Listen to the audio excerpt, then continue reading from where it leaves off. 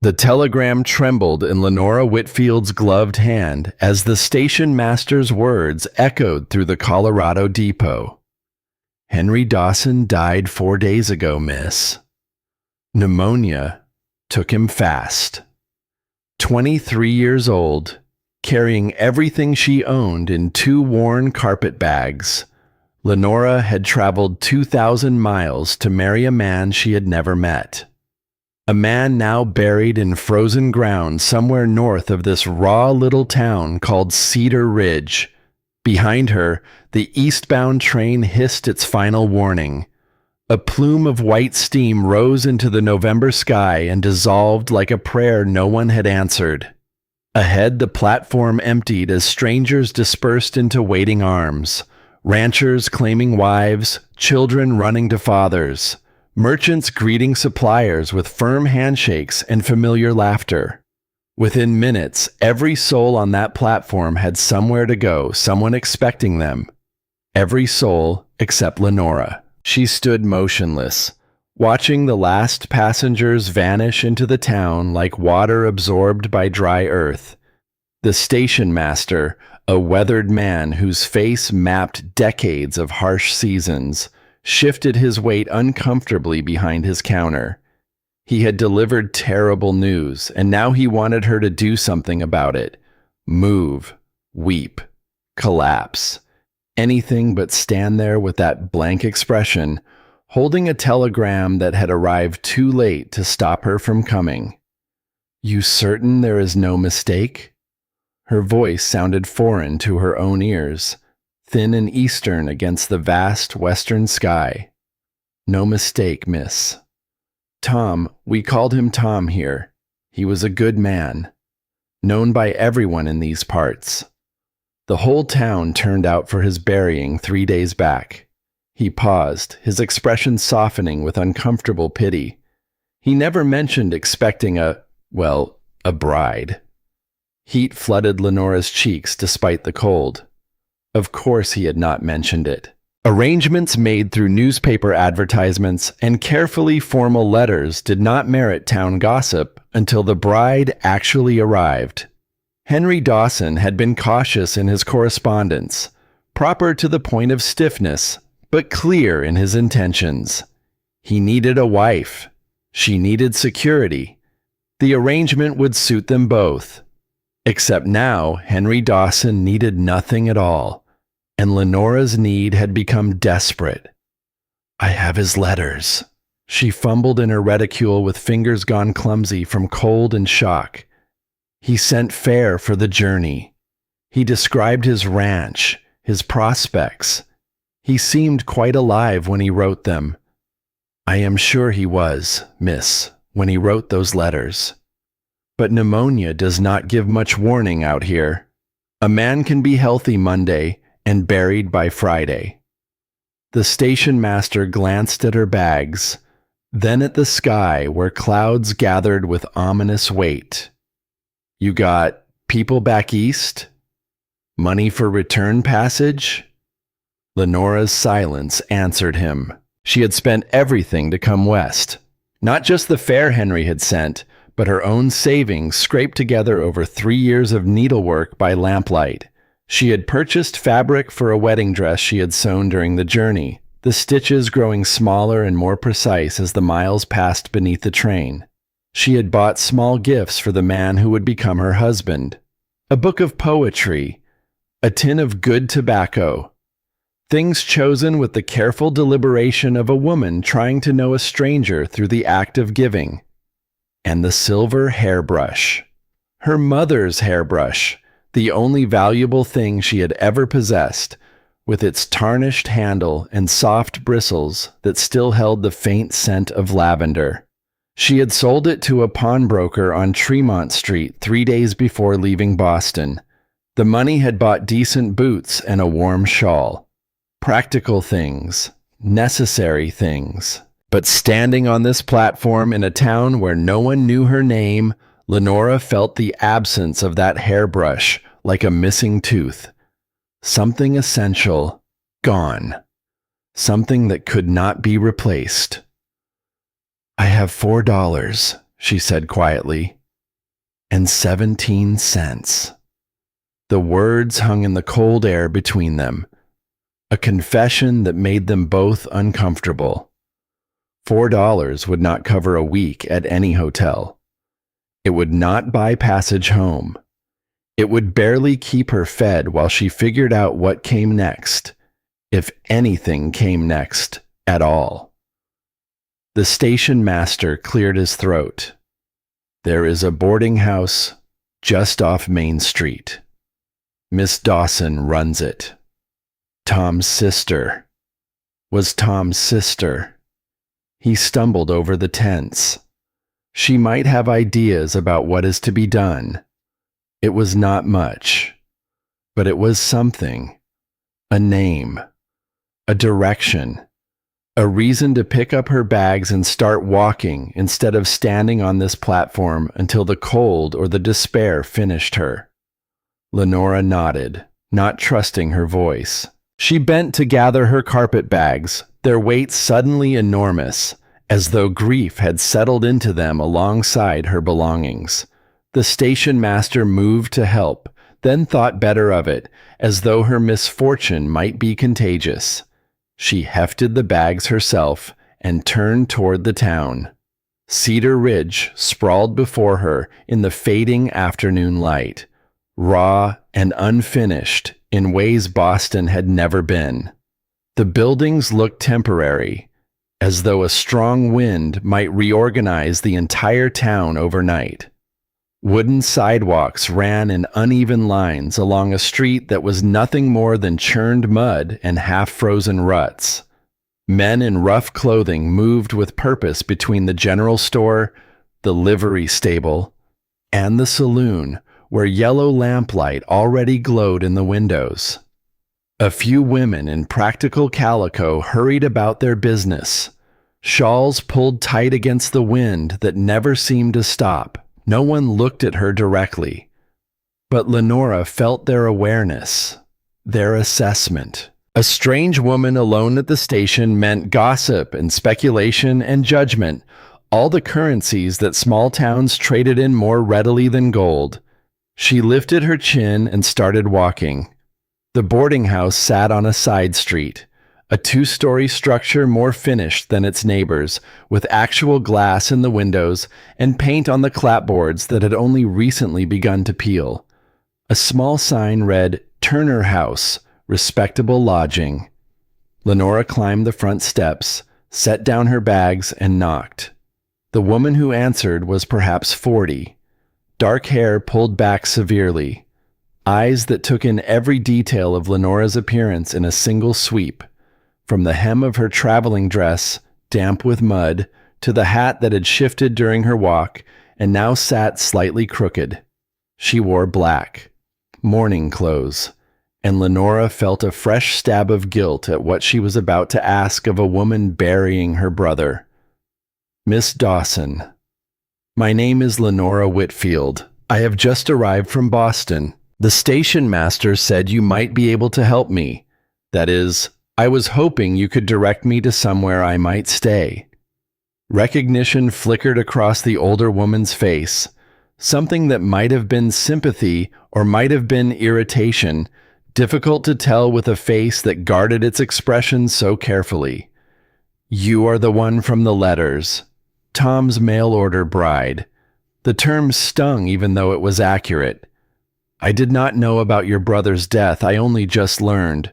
The telegram did not reach me before I left Boston. Would not have been a telegram.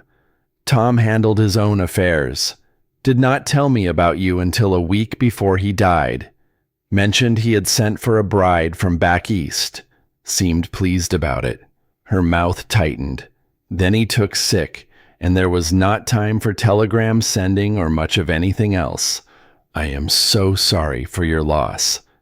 And I am sorry to intrude at such a time." The older woman studied her for a long moment, and Lenora forced herself to meet that assessing gaze without flinching. She had nothing left but dignity. She would hold on to that even if everything else was gone. "Well, you cannot stand on my porch freezing while I decide what is Christian And what is foolish? Come in." The warmth of the interior nearly made Lenora weep. She had not realized how cold she had become until heat surrounded her. The front room was clean and spare. A small sofa, 2 chairs, a table with a kerosene lamp. Everything worn, but maintained with obvious care. The smell of something cooking drifted from the back of the house, savory and rich, and Lenora's stomach tightened with a hunger she had been ignoring for hours. "Set your bags there." The older woman pointed to a spot near the door. "I have stew on. You eaten today?" "I had breakfast in Denver. That was 8 hours ago. Sit. I will bring you something." Lenora sank into one of the chairs. Her body suddenly aware of exhaustion she had been pushing back through sheer will. 5 days on trains. 5 days of nervous anticipation that had curdled into shock the moment she stepped onto that platform. The older woman returned with a bowl of stew and a thick slice of bread. She set them on the small table, then took the chair opposite, watching as Lenora picked up the spoon with trembling hands. "Eat first. Then we will talk practical matters." The stew was rich and hot, beef and root vegetables in a savory broth that tasted like salvation. Lenora forced herself to eat slowly, to maintain some semblance of manners despite hunger that wanted to devour everything in reach. The older woman sat silent, giving her space to finish. And somehow that small kindness, that willingness to let a stranger eat in peace, was almost harder to bear than cruelty would have been. When the bowl was empty, the older woman spoke again. "I am Ruth Dawson. I run this boarding house. Have for 12 years since my husband died. Tom was my only brother, 10 years younger. He was supposed to outlive me by decades." Her voice caught slightly, then steadied with visible effort. "He was a good man, lonely, but good. His letters were very kind." Lenora offered quietly, thoughtful. "That was Tom." Ruth's expression softened briefly. "He thought about things, planned careful, wrote to me that he had decided it was time to marry, that working his ranch alone was not enough anymore. He wanted family, someone to build something with." She paused. "He picked you from 23 responses to his advertisement. Did you know that?" Lenora shook her head. 23 women wrote to him. He showed me the letters, asked my opinion. Most were transparent about wanting his land, his prospects. You were different." Ruth met her eyes directly. "You were honest. Said you needed security, but that you would work for it.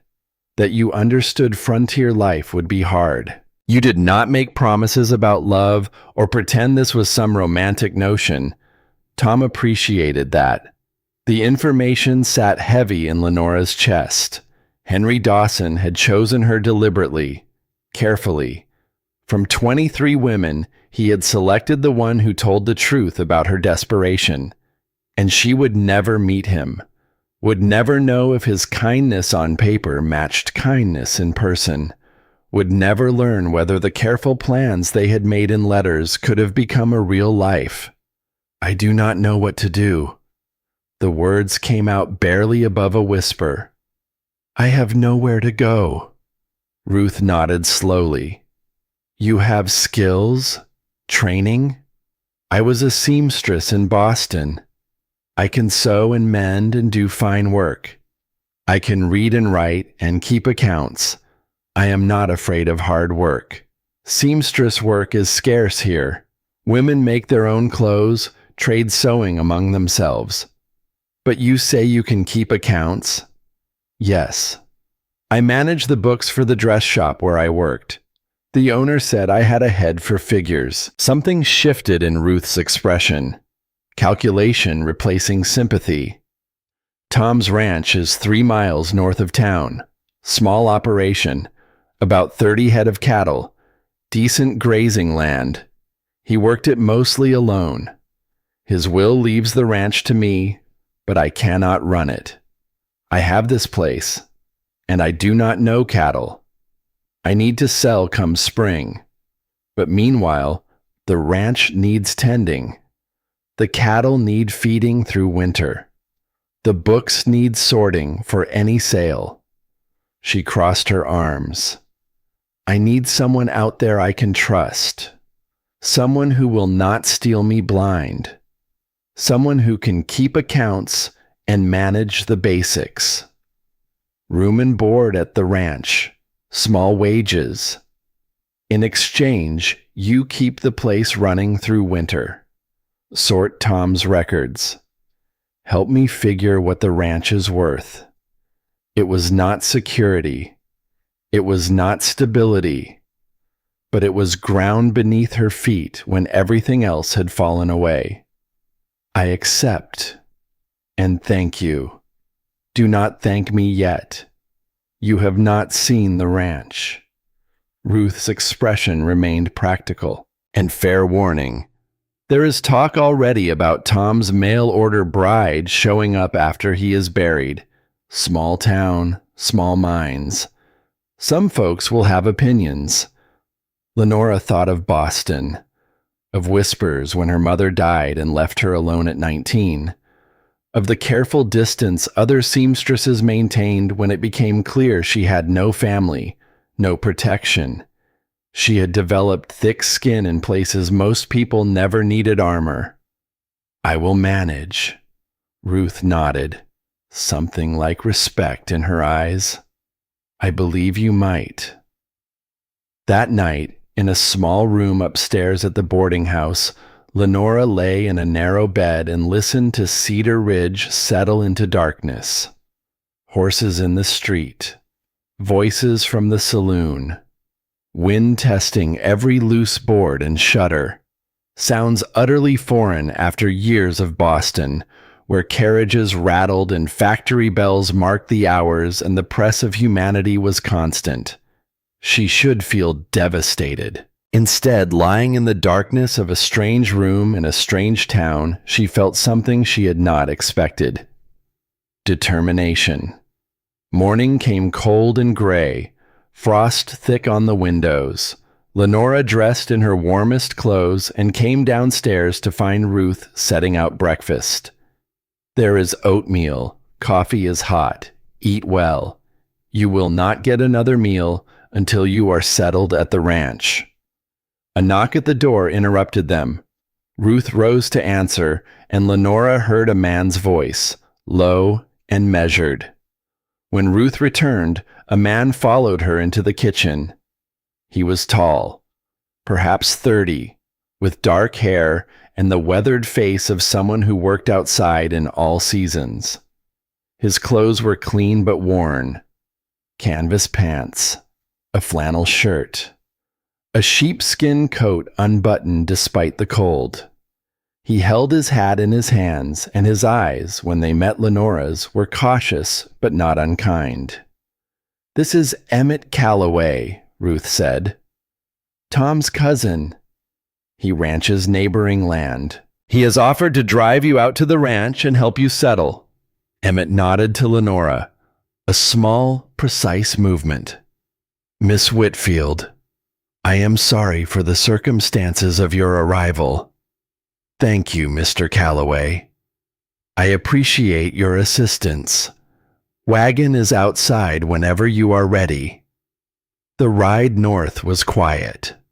The road barely more than wagon ruts through grassland already gone dormant for winter. The sky stretched enormous overhead, gray clouds moving fast on wind that made the canvas cover snap and flutter. Lenora studied the landscape and tried to find something familiar in it.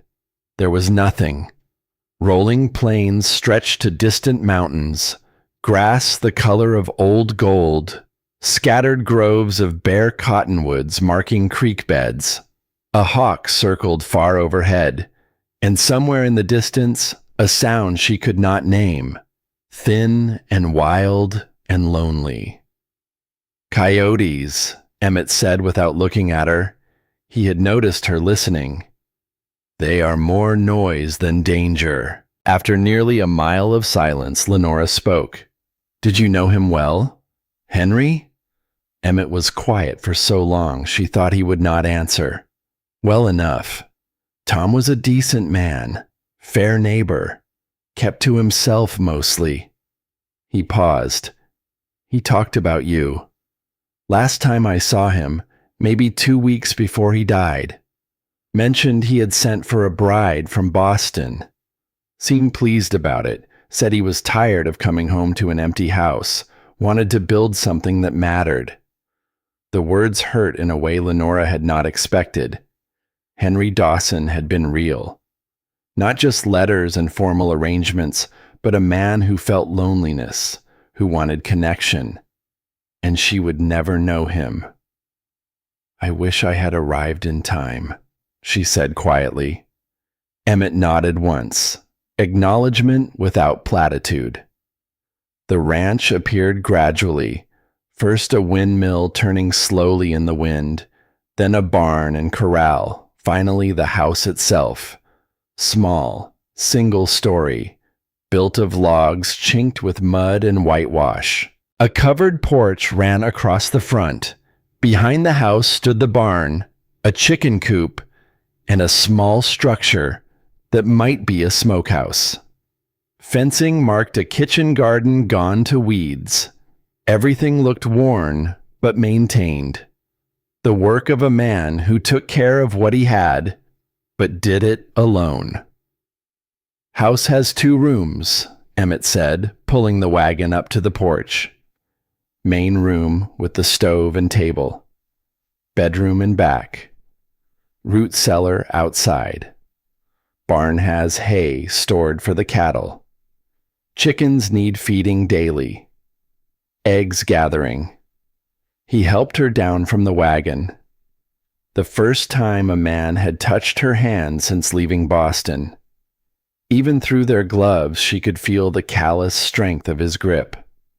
There is about 30 head of cattle in the near pasture. They are hardy, should winter fine with the hay. But they will need checking regular. Emmett unloaded her bags and the supplies Ruth had packed. Flour, coffee, salt pork, beans. He carried everything onto the porch with quiet efficiency, then paused. You know how to fire a rifle? The question startled her. No, there is one inside. Loaded. On pegs above the door. You probably will not need it. Predators mostly stay clear this time of year. But you should know where it is. He met her eyes directly. You are alone out here. 3 miles is a long way if you need help fast. A chill ran through her that had nothing to do with the temperature. I will stop by every few days. Make sure you are managing. If you need something urgent, my place is a mile west. Follow the creek. You will see my buildings from the high ground. It was more words than he had spoken the entire ride, and Lenora understood they were meant as reassurance from a man who did not waste language. Thank you, Emmett. He paused at the name, then nodded, accepting the shift from formality. He climbed onto the wagon, lifted the reins, then stopped. Miss Whitfield, Lenora, you did a brave thing coming west. Braver still staying after everything fell apart. That counts for something. Before she could respond, he clicked to the horses and the wagon rolled away. Lenora stood on the porch watching until he disappeared over the rise. Then she turned to face the house. Thomas Dawson's house. Her temporary shelter. Her uncertain future. She carried her bags inside. The interior was dim. 2 small windows let in the last of the afternoon light. A cast-iron stove. A rough-hewn table with 2 chairs. A shelf with basic dishes. A rocking chair near the stove. Bare log walls. Rough plank floor. Someone, probably Ruth, had been here recently. The floor was swept. The stove was ready to light. Lenora moved through the space slowly, taking inventory, understanding what she had to work with. The cupboard held basics. The bedroom contained a narrow bed with a worn quilt, a chest of drawers, a washstand. Everything a single man needed. Nothing more. She found the rifle where Emmett had said, loaded. The sight of it made her stomach tighten, but she forced herself to study it, to understand its mechanism even if she could not imagine firing it. Then she found something else. On the kitchen table, half hidden under a stack of agricultural journals, an envelope, unsealed. Her name written on it in handwriting she recognized from months of correspondence, Henry's handwriting. She sat down slowly, drew the letter from the envelope with fingers that would not stop trembling. Dear Miss Whitfield, it began. The date at the top was 3 days before he died. I write this knowing you are somewhere on a train heading west, and the thought of that brings me more happiness than I have felt in longer than I care to admit. I have spent this week preparing for your arrival.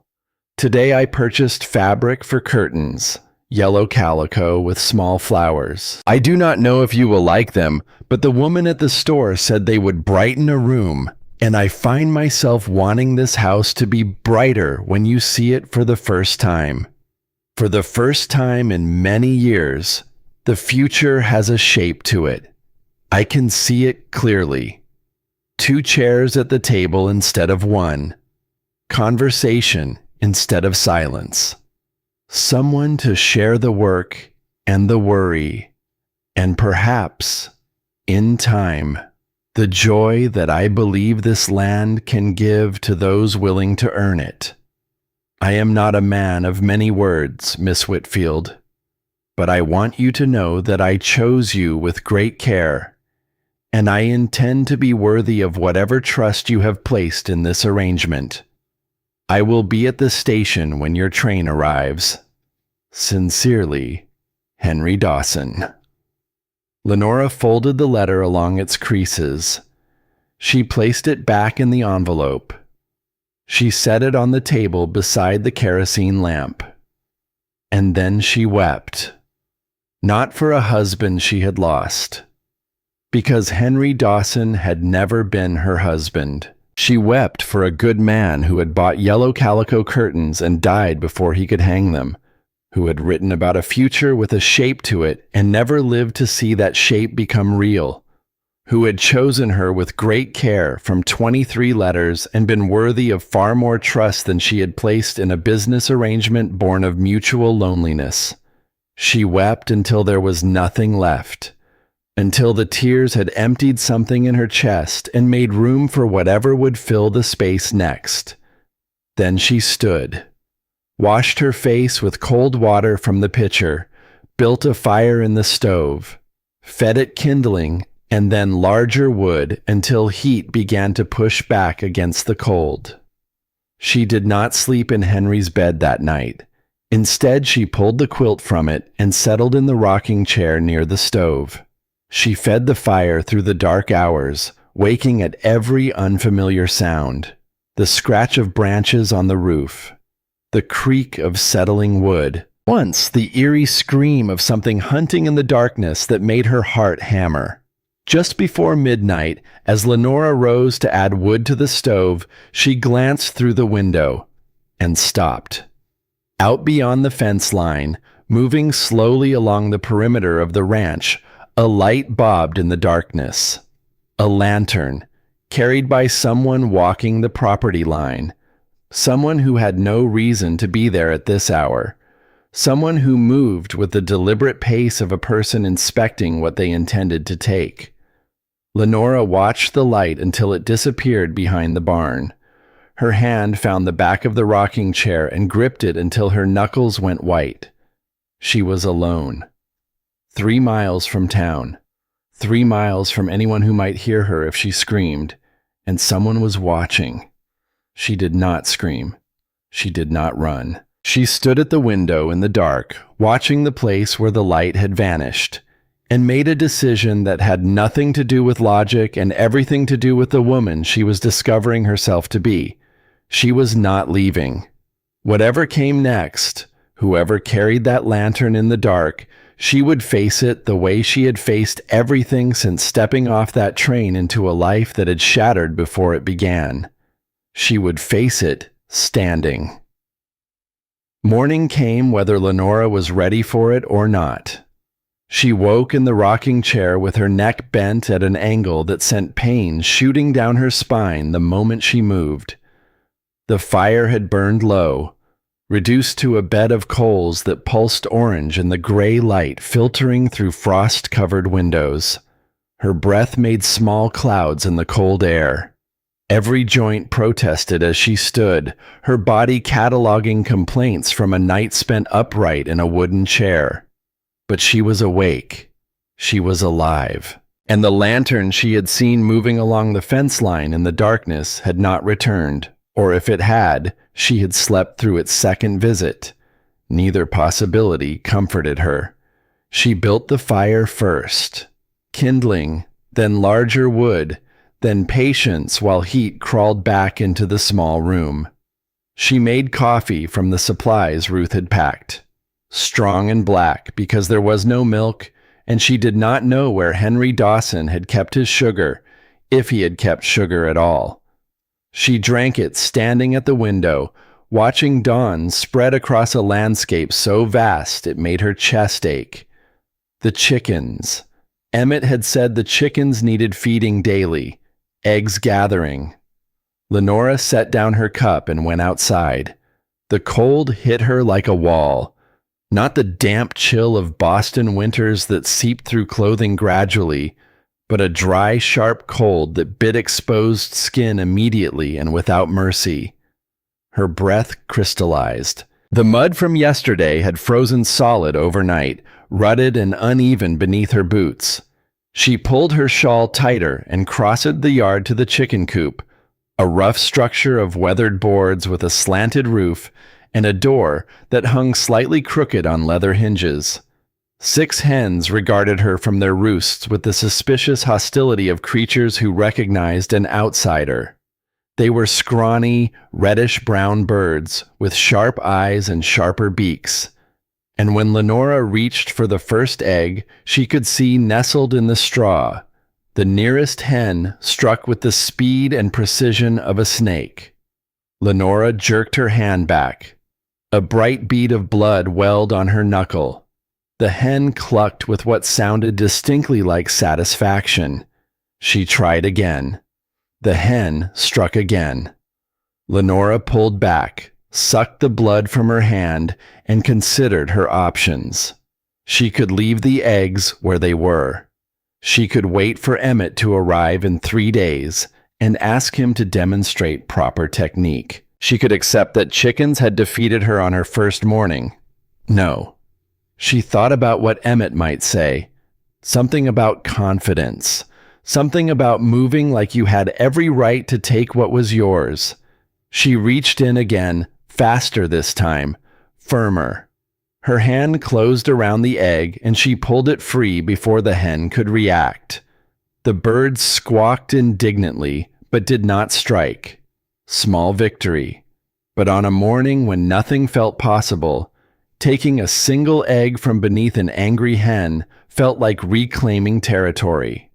She gathered 4 more eggs without bloodshed and carried them back to the house in the pocket of her apron, walking carefully across the frozen ground. Breakfast was 2 eggs scrambled in a cast iron pan she found hanging beside the stove, eaten at the table with more of the strong coffee. She ate Henry Dawson's food at Henry Dawson's table in Henry Dawson's house, and the strangeness of that had not diminished since yesterday. She suspected it would not diminish for a long time. After breakfast, she turned to the ledgers. She found them on a shelf beside the agricultural journals, 3 leather-bound books of varying age, their spines cracked, their pages filled with handwriting she recognized from Henry's letters. The same careful script. the same earnest precision. But where his letters had been orderly and thoughtful, his bookkeeping was chaos. Within an hour, Lenora understood what she was dealing with. Entries that started on one page and continued somewhere else entirely. Cattle sales recorded without corresponding purchase records. Debts noted in margins with no indication of whether they had been paid. Numbers that should have balanced but missed by amounts that suggested not fraud, but simple distraction. Henry Dawson had tried. She could see that clearly. The handwriting was careful, the intent obvious. But bookkeeping required a particular kind of mind, patient and systematic, and willing to track every cent through its journey from one column to the next. And Henry's mind had clearly preferred the open range to the cramped columns of a ledger. Lenora spread all 3 books across the table, fetched a pencil from her bag, and began the slow work of making sense of confusion. She lost track of time. The morning disappeared into columns of figures, into tracing payments backward and forward, into the particular satisfaction of finding where a number had gone wrong and setting it right. When she finally looked up, the sun had moved well past its zenith, and she realized she had not checked the cattle, had not walked the fence line, had not done any of the things Emmett had told her needed daily attention. She spent the afternoon outside, learning the ranch by walking it. The fence line that marked the near pasture, the barn with its stored hay and the smell of old wood and animal warmth, the root cellar dug into a hillside behind the house where potatoes and turnips lay in neat rows, cool and dry. The smokehouse, empty now but still carrying the faint sweet scent of cured meat. 30 head of cattle grazed in the pasture beyond the fence. Big rangy animals with long horns and wary eyes. They watched her approach with what seemed like hostile intelligence, and Lenora stopped well short of the fence, counting them from a distance. 30, all accounted for. She walked the full perimeter of the property before the light failed.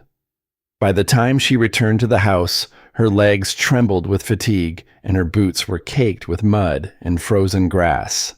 But she had a map in her mind now.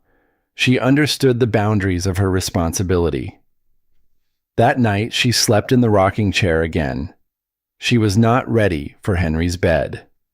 The days established a pattern: coffee before dawn, chickens at first light, ledgers through the morning, ranch work through the afternoon, simple meals cooked on the stove from Ruth's provisions, sleep that came easier each night as her body learned to accept exhaustion as its natural state. True to his word, Emmett appeared on the 3rd day. He arrived on horseback in the late morning, his horse breathing clouds of white steam in the cold air. He brought supplies from town that Ruth had sent, flour and dried beans and more coffee. He inspected Lenora's fence walking route and pronounced it thorough. He checked the cattle and confirmed her count. Then he came inside and stood behind her chair as she showed him the ledgers. His nearness registered in ways she had not expected. The smell of leather and sage and cold morning air.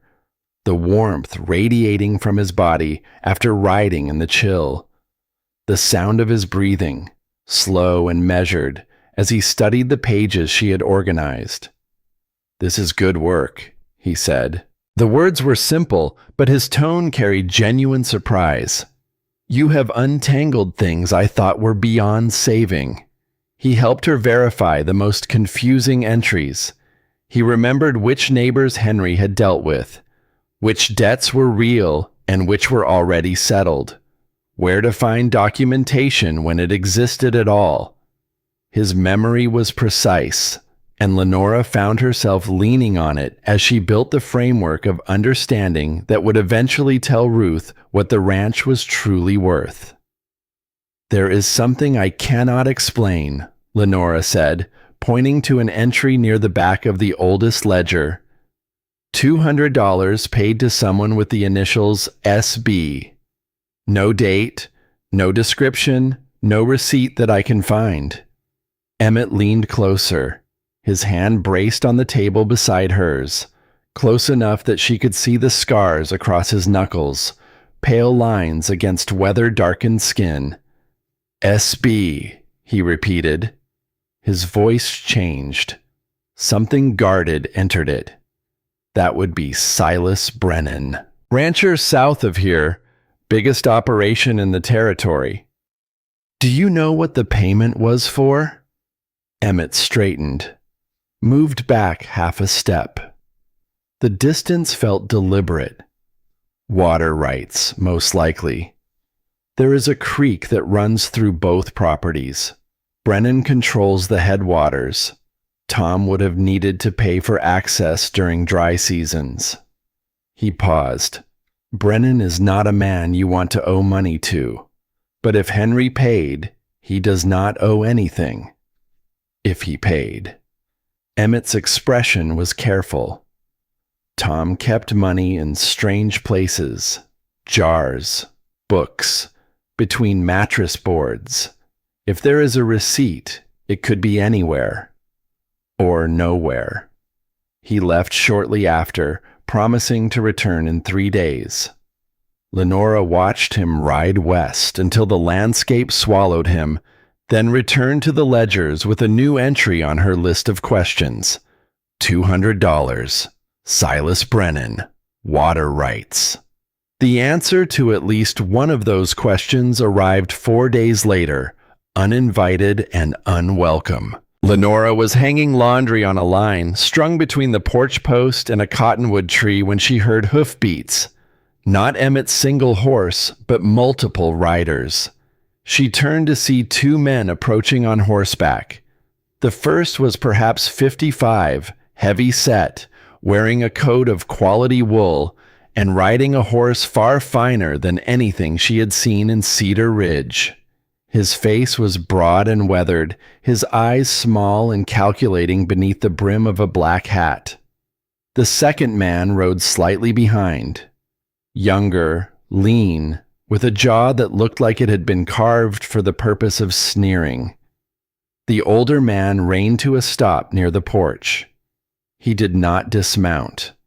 Instead, he surveyed the ranch from his saddle with the slow deliberation of a man assessing property he already considered his own. "You must be the bride," he said.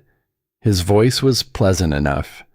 The kind of voice that could be friendly or threatening depending on what served its owner best. "I am Silas Brennan. This is Virgil, my foreman. We wanted to pay our respects." Lenora set down the shirt she had been hanging. She dried her hands on her apron. She did not invite them inside. "Mr. Brennan, I have heard your name. I am Lenora Whitfield." Brennan smiled. It did not reach his eyes. Terrible thing about Tom. Good man, solid neighbor. But this land, he gestured broadly, it is a lot for one woman to manage through winter. Especially a woman from back east who does not know cattle from cats. Virgil snorted. A small, mean sound. "Ruth Dawson has asked me to manage the ranch until spring," Lenora said. Her voice was level. She was grateful for the practice she had gotten at keeping her voice steady when everything inside her wanted to tremble. "I believe that is between Miss Dawson and myself." "Of course it is." Brennan's smile widened. "But I have spoken with Ruth already. Told her I would be happy to take the property off her hands. Fair price. Quick sale. Save her the trouble of maintaining something she cannot use." He tilted his head. "Save you the trouble too, miss. Winter out here is no place for a woman alone." There it was. Beneath the politeness. Beneath the neighborly concern, the purpose of this visit. Brennan wanted the ranch. Probably had wanted it for a long time. And now that its owner was dead and its caretaker was a 23-year-old seamstress from Boston. He smelled opportunity. I appreciate your concern, Mr. Brennan, but any decisions about the ranch belong to Miss Dawson. I am simply here to keep things running and the books in order. Something flickered in Brennan's eyes at the mention of books, brief but unmistakable. A reaction he controlled almost instantly. But Lenora had spent years reading the faces of women who came into the dress shop and lied about their measurements. She knew what concealment looked like. Books. Brennan repeated the word carefully. Tom kept books, did he? He kept records, as any rancher would. Well, Brennan gathered his reins. I am sure you will find everything in order. Tom was an honest man, just not much of a businessman. He turned his horse. The offer stands, Miss Whitfield. When Ruth is ready to sell, I hope she will come to me first. Neighbors helping neighbors. That is how we do things out here. He rode away with Virgil trailing behind. Lenora watched them go, her heart beating hard against her ribs, and thought about the way Brennan's eyes had changed when she mentioned the books. A man with nothing to hide did not react that way to the mention of record keeping. She went inside and found the entry again. $200. SB, no receipt. When Emmett arrived 2 days later, she told him about Brennan's visit. His expression hardened. He stood at the window looking out at the empty landscape as though expecting Brennan to materialize from the gray horizon. He came here. It was not a question. With his foreman, Virgil. He was polite. He was also measuring the place with his eyes like a man who has already bought it in his mind. That sounds like Brennan. Emmett turned from the window. He has been buying up land for years. Sometimes people sell because they want to. Sometimes they sell because things get difficult and Brennan is the only one offering. He let the implication hang. The fence. The cut wire. You think that was him? I think Brennan does not do his own dirty work. That is what Virgil is for. Emmett's jaw tightened. But thinking and proving are different things. They worked together that afternoon repairing a weak section of fence on the north boundary. Physical work that required coordination and proximity. Emmett held rails while Lenora wrapped wire, their hands almost touching, their breath visible in the cold air between them. The rhythm of shared labor creating a kind of intimacy that neither acknowledged and neither avoided. During a rest, sitting on a fallen log with the winter sun pale above them, Lenora asked the question she had been circling. Do you get lonely? Out here by yourself? Emmett stared at the horizon for a long time. Lonely implies wanting something different. I have got what I chose. But there was a shadow in his voice, a qualification he did not speak aloud. And Lenora heard it the way she heard the things women did not say when they came into the dress shop in Boston. The woman who ordered a beautiful gown and could not meet her own eyes in the mirror. The woman who smiled too brightly when she mentioned her husband's name. Lenora had always heard what people did not say as clearly as what they did. She did not press. They returned to the fence work, but something had shifted between them. Not toward romance, not toward anything she could name. Toward the simple recognition that two people could be lonely in each other's presence, and that acknowledging it, even without words, was its own kind of connection. 2 weeks passed. The ledgers grew clearer. The ranch routine grew familiar. Lenora's hands grew rough with calluses, and her face grew brown from wind and winter sun. She could gather eggs without being pecked. She could walk the fence line in under 2 hours. She could identify each of the 30 cattle by markings and temperament, which was information Emmett told her most seasoned ranchers took months to acquire. She went to town once, riding with Emmett to purchase supplies. Cedar Ridge received her with the avid curiosity of a community that survived on gossip when it could not survive on gold. She felt the stares, heard conversations stop and restart in whispers as she passed. Mrs. Caldwell, who ran the hotel and considered herself the moral authority of Cedar Ridge, watched from her front window with an expression that managed to combine pity and judgment in equal measure.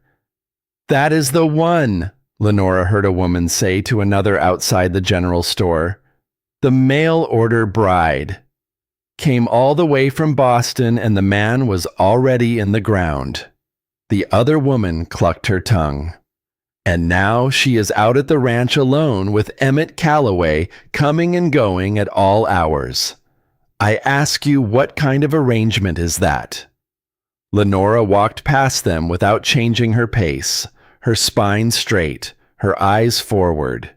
The posture of a woman who had learned long ago that showing pain to those who wished to inflict it only encouraged them to strike harder. She had survived worse than whispers. In Boston, silence could starve you as surely as cruelty. At least here the hostility was spoken aloud where you could hear it and prepare. But she stored the information. The town was watching. The town was judging. And in a place this small, judgment could become a weapon as dangerous as anything Silas Brennan might deploy. That night, back at the ranch, she told Emmett what she had overheard. He showed no surprise. Small towns talk. It is what they do when the weather gets too cold for outdoor work. It could cause problems for you. Your reputation. My reputation is that I am a man who minds his own business and expects others to do the same. Emmett poured coffee for them both.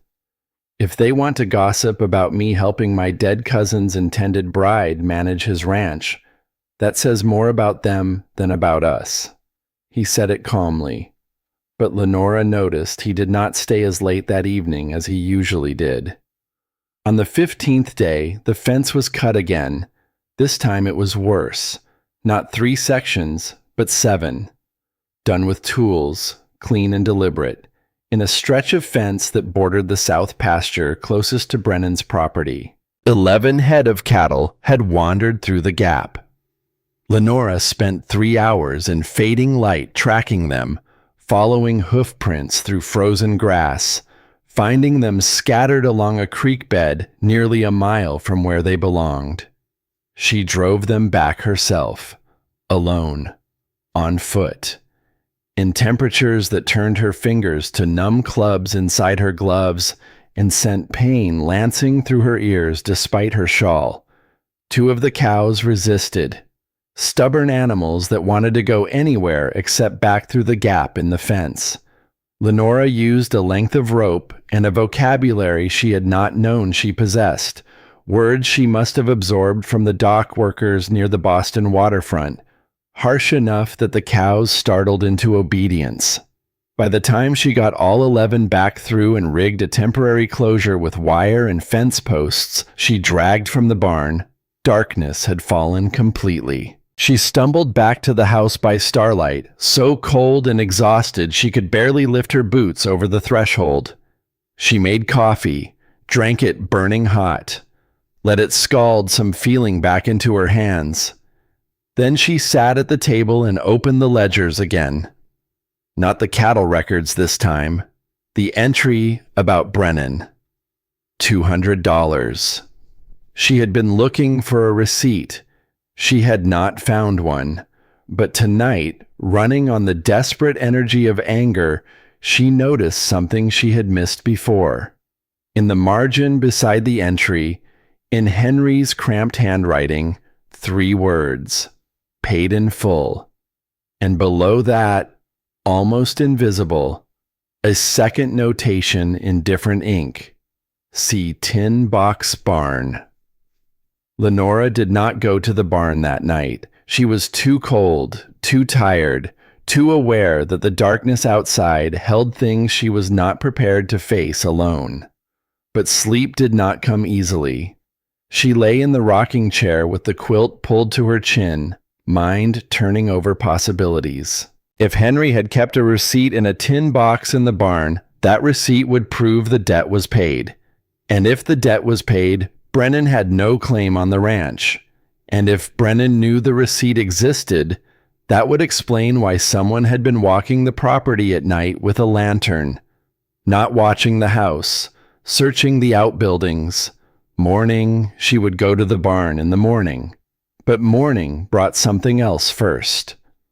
Lenora had just finished her coffee when she heard a wagon approaching. She looked through the window expecting Emmett, but it was Ruth who climbed down from the driver's seat, her black mourning clothes stark against the gray winter landscape. Ruth moved quickly, which was unusual. Ruth did everything with deliberation. Quick meant trouble. Lenora opened the door before Ruth reached the porch. "What happened?" Ruth came inside without removing her coat. Her face was tight with something between anger and fear. "Brennan has hired a lawyer out of Denver. Man named Prescott, sharp as a tack and twice as mean. He is claiming that Tom owed Brennan $200 for water rights, unpaid debt, and that the ranch was offered as collateral." Lenora felt the blood leave her face. "That is not true." Ruth sat down heavily. "Whether it is true does not matter as much as whether he can prove it. Brennan has papers, a promissory note with what he claims is Tom's signature. If the court accepts it, I cannot sell the ranch. It becomes Brennan's property to settle the debt." The room felt suddenly smaller, the walls closer, the air thinner. "I found something," Lenora said. She showed Ruth the ledger entry, paid in full, and the notation about the tin box in the barn. Ruth stared at the page, then at Lenora, then back at the page. "If there is a receipt," Ruth said slowly, "if Tom got Brennan to sign something confirming payment, that would destroy Brennan's claim. The promissory note would be worthless. I was going to look in the barn this morning, then let us look together." They searched for an hour. The barn was large and cluttered with the accumulated tools and equipment of years of solitary ranching. They checked every shelf, every drawer, every corner where a tin box might be hidden. They found rusted cans of nails, broken harness pieces, a collection of horseshoes, old rope coiled and forgotten, and in the back corner, beneath a horse blanket so old it had gone stiff with age and dust, they found a tin box with a hinged lid. Ruth's hands shook as she opened it.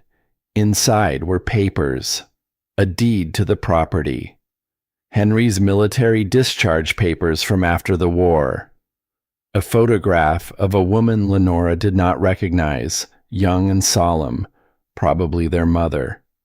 And beneath everything, a single sheet of paper folded twice. Ruth unfolded it. Received from Henry Dawson the sum of $200 for perpetual water access rights along Cedar Creek, paid in full, no further obligation. Signed, Silas Brennan. The date was 14 months ago. Ruth exhaled. A long, slow breath that carried the weight of weeks of worry. "That lying snake," she said quietly. "He signed it himself, took Tom's money, and now he is trying to claim it was never paid." Lenora took the receipt carefully, studied the signature. The body of the document was in Henry's careful handwriting, the terms spelled out with the same precision he brought to everything. but the signature at the bottom was different. A looser hand, a more confident stroke. Brennan's name, written by Brennan himself. "This is genuine," she said. Henry wrote out the terms and had Brennan sign. "It has Brennan's own hand at the bottom." Ruth nodded. "But this alone might not be enough. Brennan will claim it is a forgery. His word against a dead man's handwriting. We need a witness, someone who was there when the money changed hands." She looked at Lenora. "Emmett. He was close with Tom. If he was present for the transaction, his testimony combined with this receipt would end Brennan's claim. And if he was not present, then we have a fight on our hands." Ruth stood, tucking the receipt into her coat pocket. "I will keep this safe. You keep working on those books. Find anything else that connects to Brennan, anything at all. The more evidence we have, the harder it becomes for his lawyer to spin lies into truth." Ruth left. Lenora stood in the barn doorway watching the wagon disappear, and the weight of what had just happened settled onto her shoulders. This was no longer about managing a ranch through winter. This was about protecting something from a man who had the money and the will and the ruthlessness to take what he wanted. And she was standing in his way. She returned to the ledgers, went through every page again, not just looking for Brennan's name now, but for anything that connected to water rights, to property agreements, to the web of transactions that tied frontier ranches together in ways she was only beginning to understand. By the time Emmett arrived the following day, she had found 2 more entries referencing Brennan, smaller amounts, different dates, a pattern of payments that suggested Henry had been making regular installments for water access over several years, all of which Brennan had apparently accepted and was now pretending had never been made. She told Emmett everything: the lawyer from Denver, the promissory note, the receipt in the tin box, and the question Ruth had raised about whether he had witnessed the original payment. Emmett listened without interrupting. His face went through several changes: surprise, anger, something darker that Lenora could not name. When she finished, he stood and walked to the window. His shoulders were rigid. His hands, hanging at his sides, had curled into fists.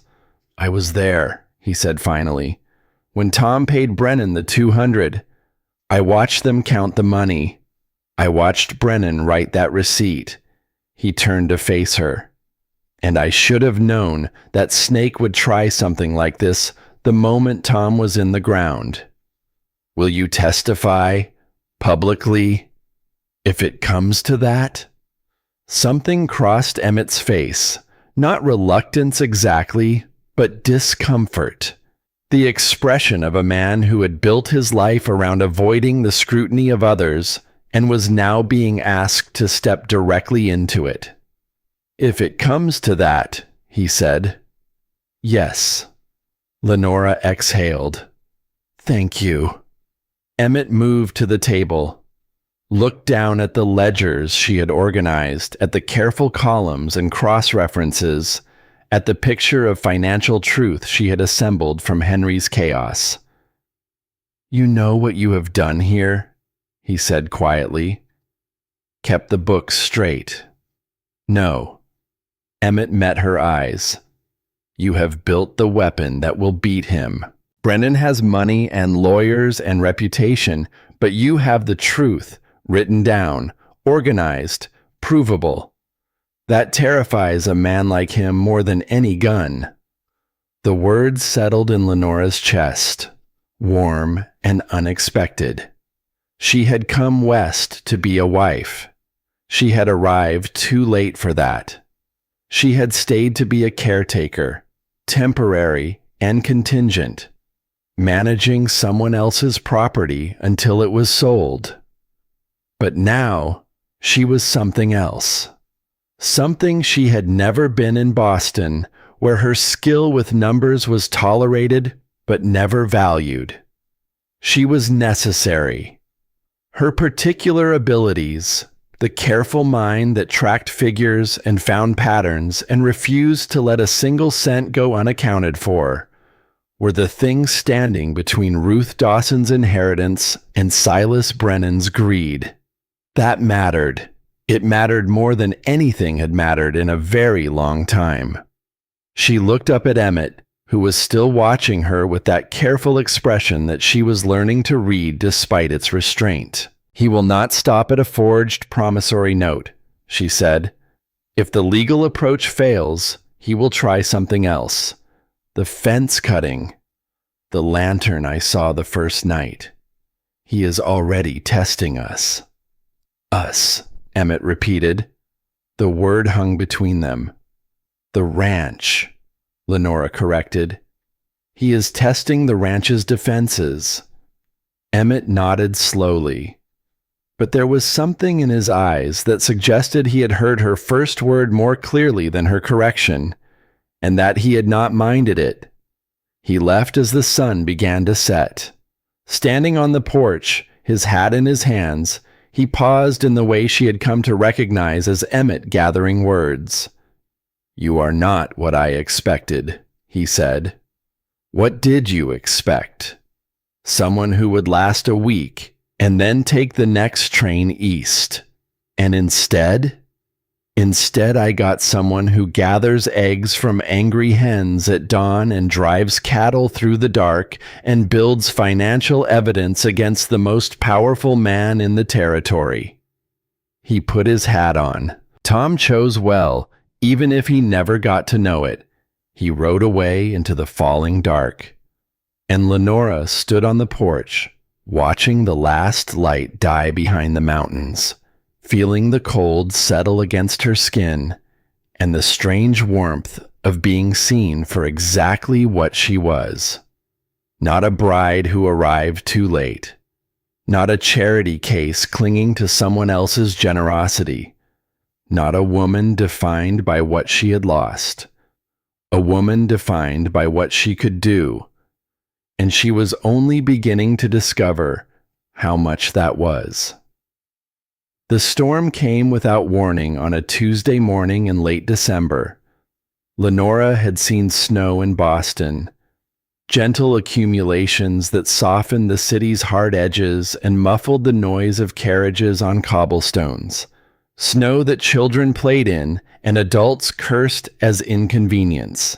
That was not what arrived over the mountains west of Cedar Ridge.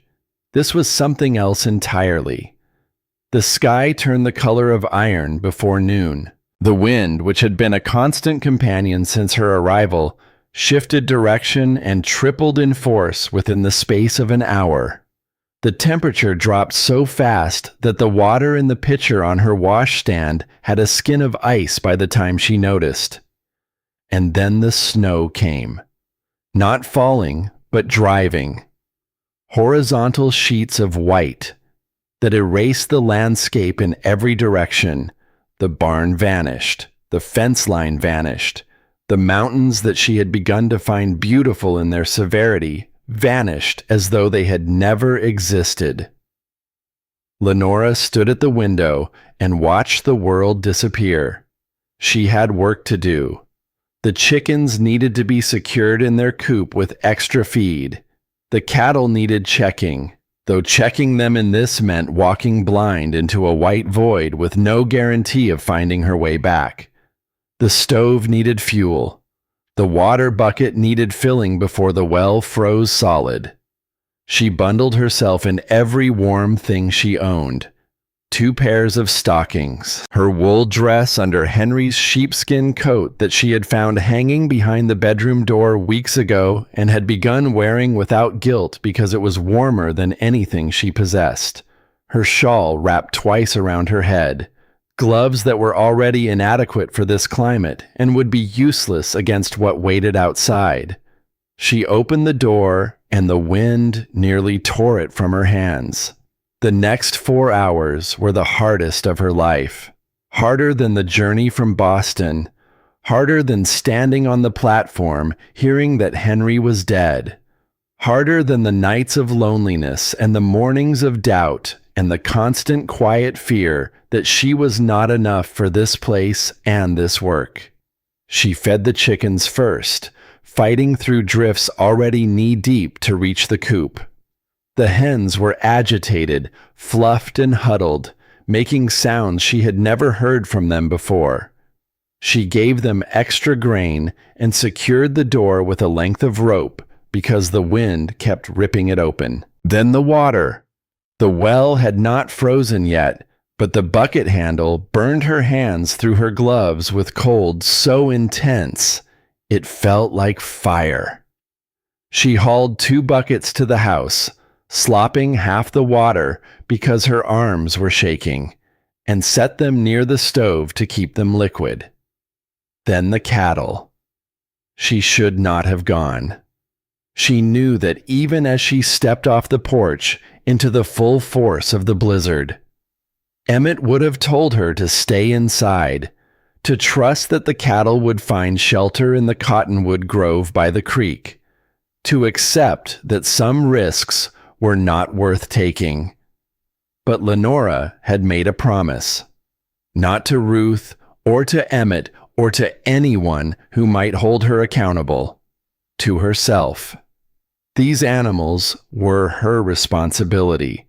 She would not sit by the fire while they froze. She followed the fence line because it was the only thing she could touch that led somewhere. Hand over hand along the wire, snow blinding her, wind stealing her breath, cold penetrating every layer until her body felt like something made of wood rather than flesh. The 1/4 mile to the south pasture took 40 minutes. By the time she reached the cottonwood grove, her eyelashes were frozen together, and she had to pry them apart with fingers she could barely feel. The cattle were there, all 30 head, huddled together in the shelter of the trees, their backs white with snow, their breath rising in a collective cloud that the wind shredded and carried away. Lenora counted them twice because her mind was sluggish with cold and she wanted to be certain. 30. All accounted for. She turned back. The return trip was worse because the wind was in her face now, driving snow into her eyes and mouth and down the collar of Henry's coat. She lost the fence line once and spent several minutes in pure directionless panic before her hand found the wire again. By the time she reached the porch, she was crawling on hands and knees, too exhausted to walk upright against the wind. Inside, she collapsed beside the stove. She could not stop shaking. Her fingers were white and would not bend. She pressed them against the warm iron of the stove, and pain exploded through her hands as blood returned. She cried out, a sharp, involuntary sound that she was grateful no one heard. The storm lasted 2 days. 2 days of isolation so complete, it felt like being the last person alive. No Emmett, no Ruth. No sound except wind against the walls and the low moan of the chimney and the periodic crack of tree branches surrendering to the weight of ice. Lenora kept the fire going. She ate sparingly. She slept in short intervals, waking each time the flames burned low, adding wood with hands that had blistered from the cold and were now beginning to peel. She talked to the chickens when she fed them, told them about Boston, about the dress shop where she had worked, about the sound of church bells on Sunday morning and the smell of bread from the bakery on Hanover Street. The chickens listened with what she interpreted as polite skepticism. Fair enough. It did sound like a different world. It was a different world. On the morning of the 3rd day, the wind stopped.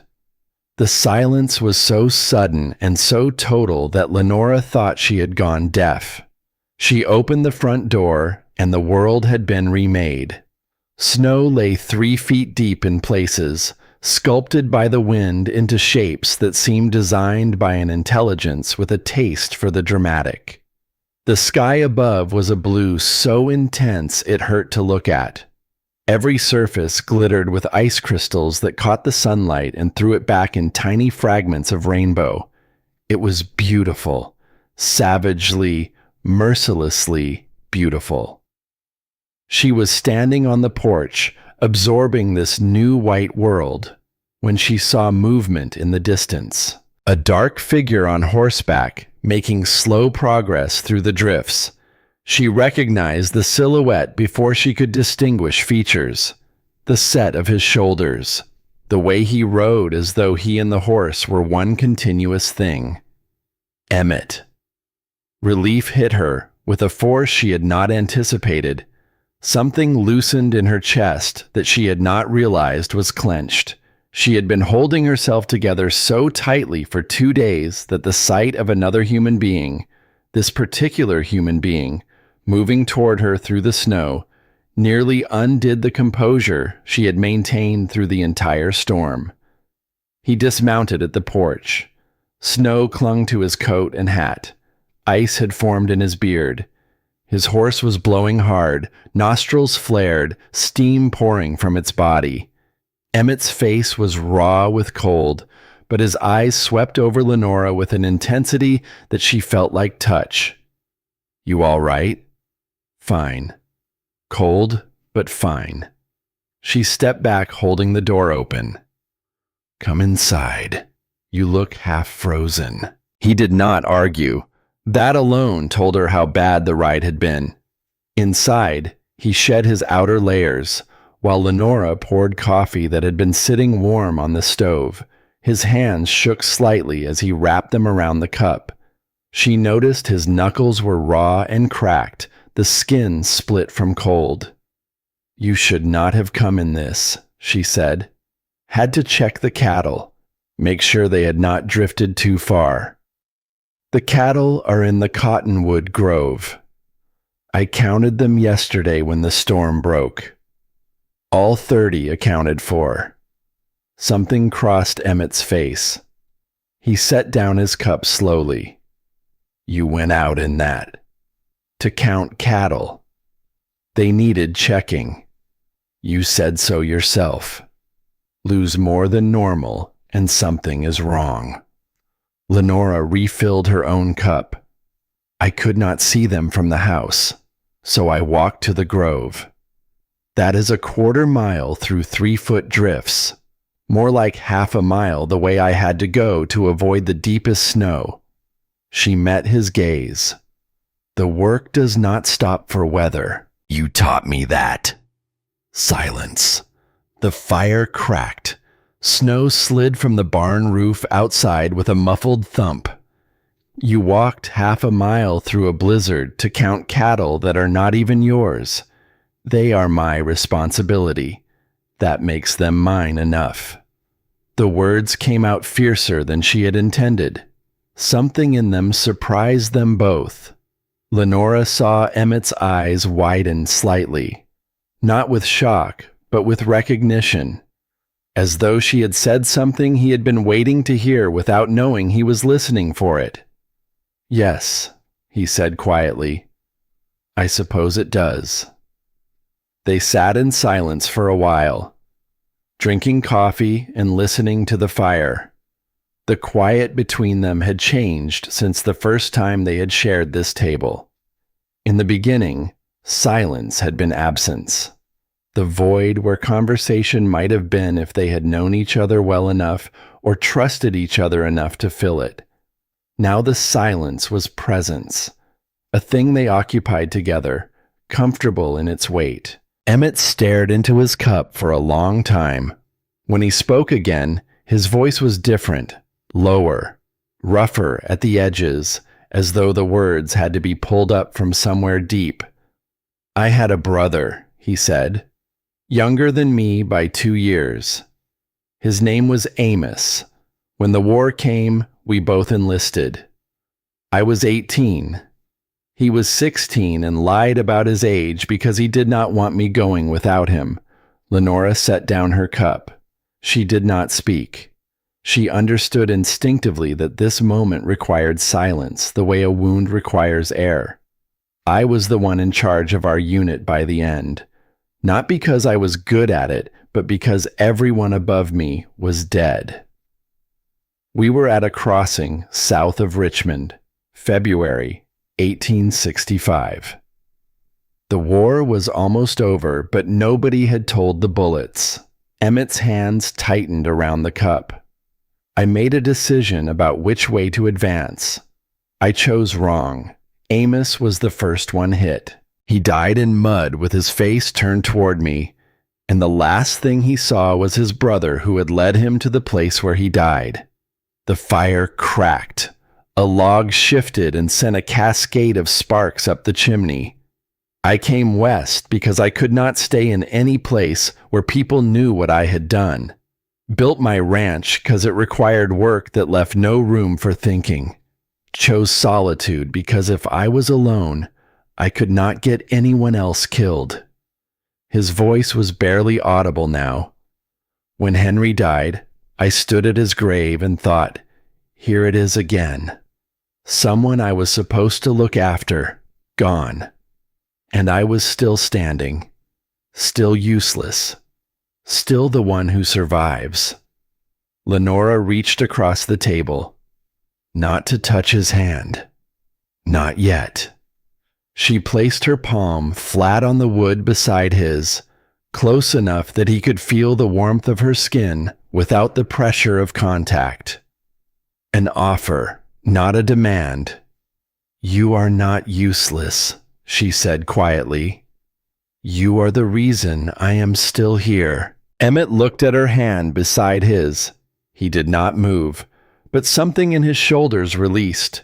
Some weight he had been carrying alone for 12 years shifted slightly, not gone, but shared. And the silence that followed was not empty. It was full of things acknowledged and accepted without the need for more words. After a while, Emmett cleared his throat.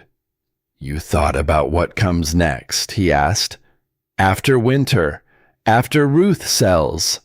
Lenora had been avoiding this question, holding it at arm's length because looking at it directly meant confronting how temporary everything she had built here was.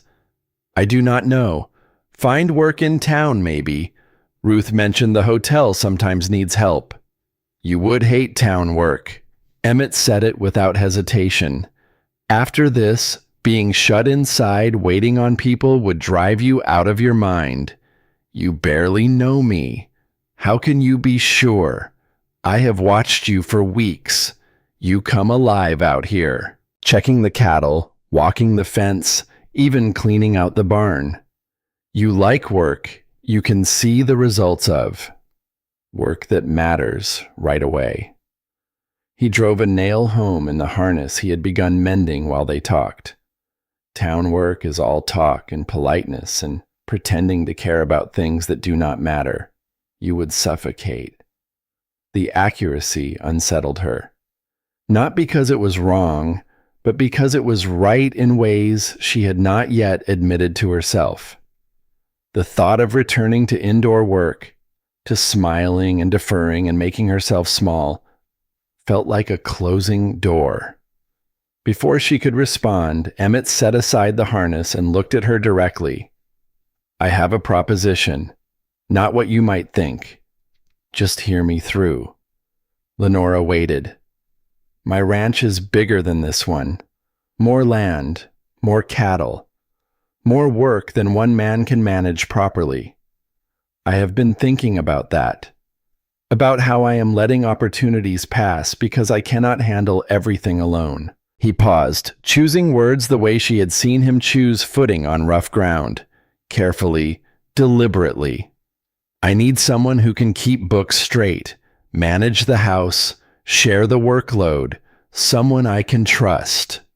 You are offering me a position.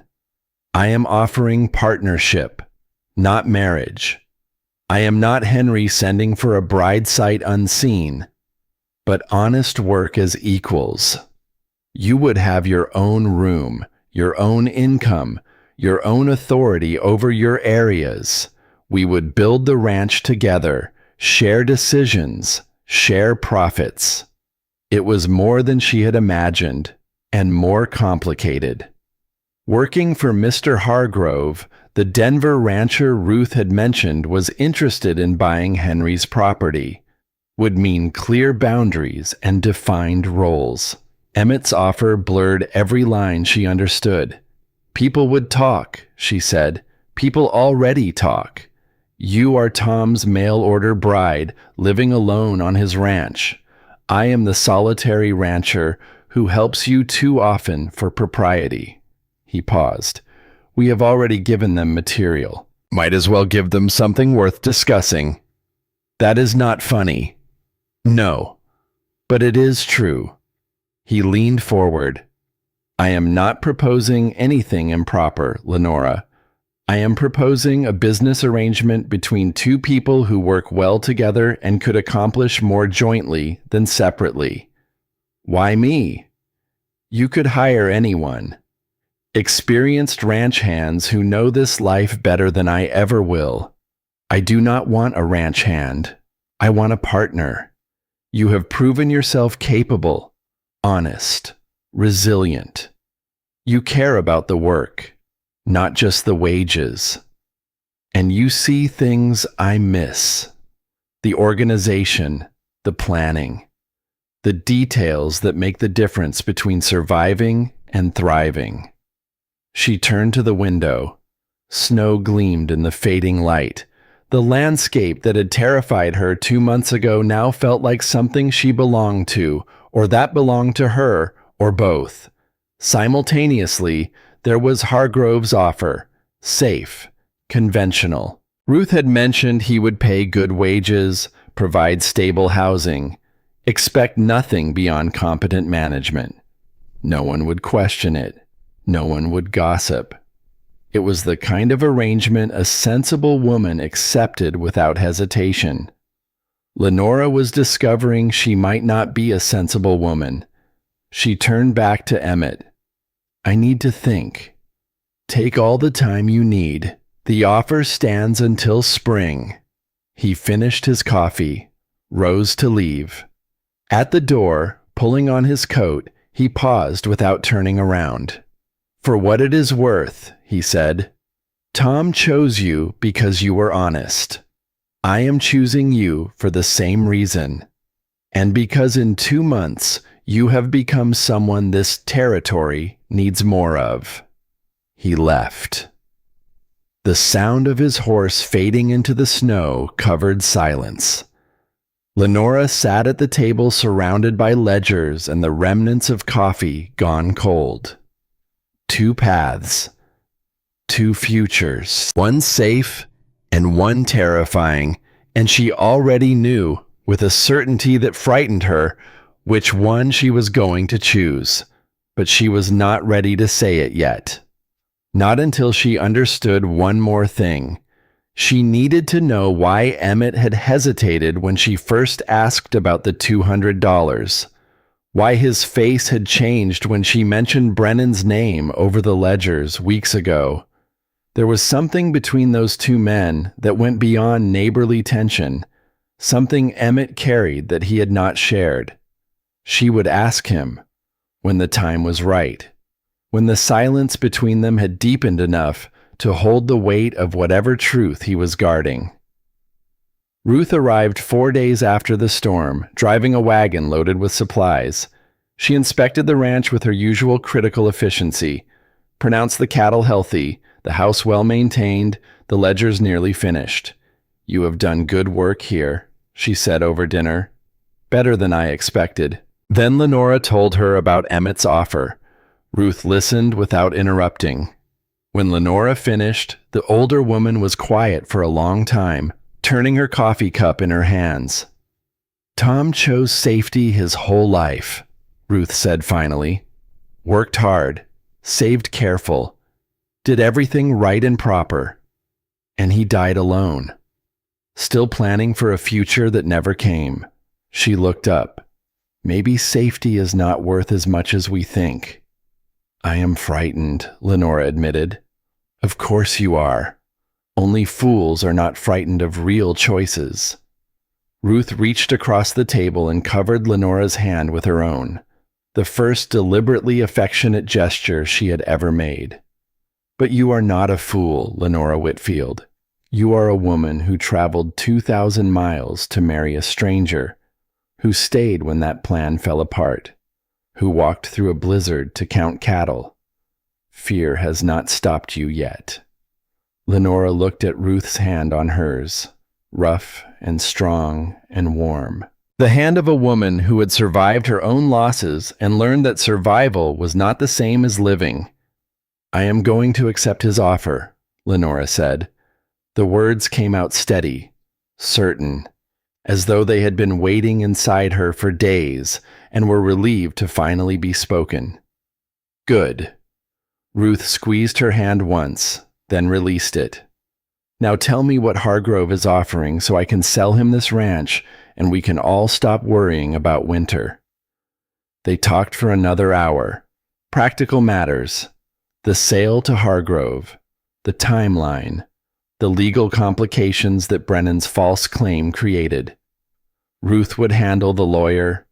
Lenora would finalize the books. Emmett would serve as witness when needed. It felt like building something. Not a house or a ranch or a business. Something less tangible but more important. A future constructed not from desperation, but from choice. After Ruth left, Lenora stood on the porch in the cold. The sun was setting. Gold and crimson light spilled across the snow-covered mountains.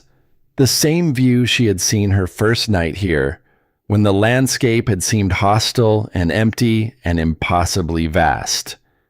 It did not look empty now. It looked like space. Room to breathe. Room to become. She went inside and wrote 2 letters. One to Hargrove's office in Denver accepting his offer to purchase the ranch on Ruth's behalf. One to Emmett, though she would deliver it in person because some things deserve to be said face to face. The second letter was short. "I accept your partnership. I choose possibility." She folded it and placed it in her pocket. She would ride to his ranch tomorrow. She would say the words aloud and watch his face when she said them. She would begin the next chapter of a life she had never planned and was only now learning to want. But that night, lying in bed, listening to the silence that followed the storm, Lenora allowed herself to feel something she had not felt since leaving Boston. Hope. Small and fragile and stubborn as a flame in wind, but alive. The news reached Cedar Ridge within a week, and the reaction was exactly what Lenora had expected. The mail-order bride who arrived too late for her dead intended was now entering business partnership with the bachelor rancher next door. Mrs. Caldwell discussed it over every counter and fence post in town. The impropriety was debated at the church social, whispered in the general store, analyzed at the hotel dining table where Cedar Ridge's self-appointed moral authorities gathered to pass judgment on those who lived differently than they approved. Lenora heard about all of it when she went to town with Emmett to sign the partnership papers. The lawyer, a practical man named Harrison who had known Emmett for years, drew up the documents without comment, but his clerk's expression could have curdled milk. Walking down Main Street afterward, Lenora felt the weight of watching eyes. Conversations stopped as they passed and restarted in whispers behind them. "You could still change your mind," Emmett said quietly as they climbed into the wagon. "Take Hargrove's offer. It would be easier." Lenora thought about easier. About the safe conventional path that led to security, but not satisfaction. "No," she said, "I could not." But as the wagon rolled out of town and Cedar Ridge fell away behind them, a rider approached from the south at a pace that suggested urgency rather than leisure. Lenora recognized the horse before the rider. Fine-boned and dark. Brennan's horse. It was not Brennan in the saddle. It was Virgil. He reined to a stop in front of them, blocking the road. His face carried the expression of a man delivering a message he enjoyed. Mr. Brennan sends his regards, Virgil said. He looked at Lenora when he said it. Wants you to know he has filed papers with the county clerk, claiming that the partnership between Miss Whitfield and Mr. Calloway was formed with the intent to defraud Miss Dawson of her rightful property. He smiled. A thin, unpleasant thing. He also wants you to know that several concerned citizens of Cedar Ridge have signed statements supporting his position, that a vulnerable young woman from back east has been manipulated into an arrangement that benefits Mr. Calloway at her expense. The words landed like stones dropped into still water.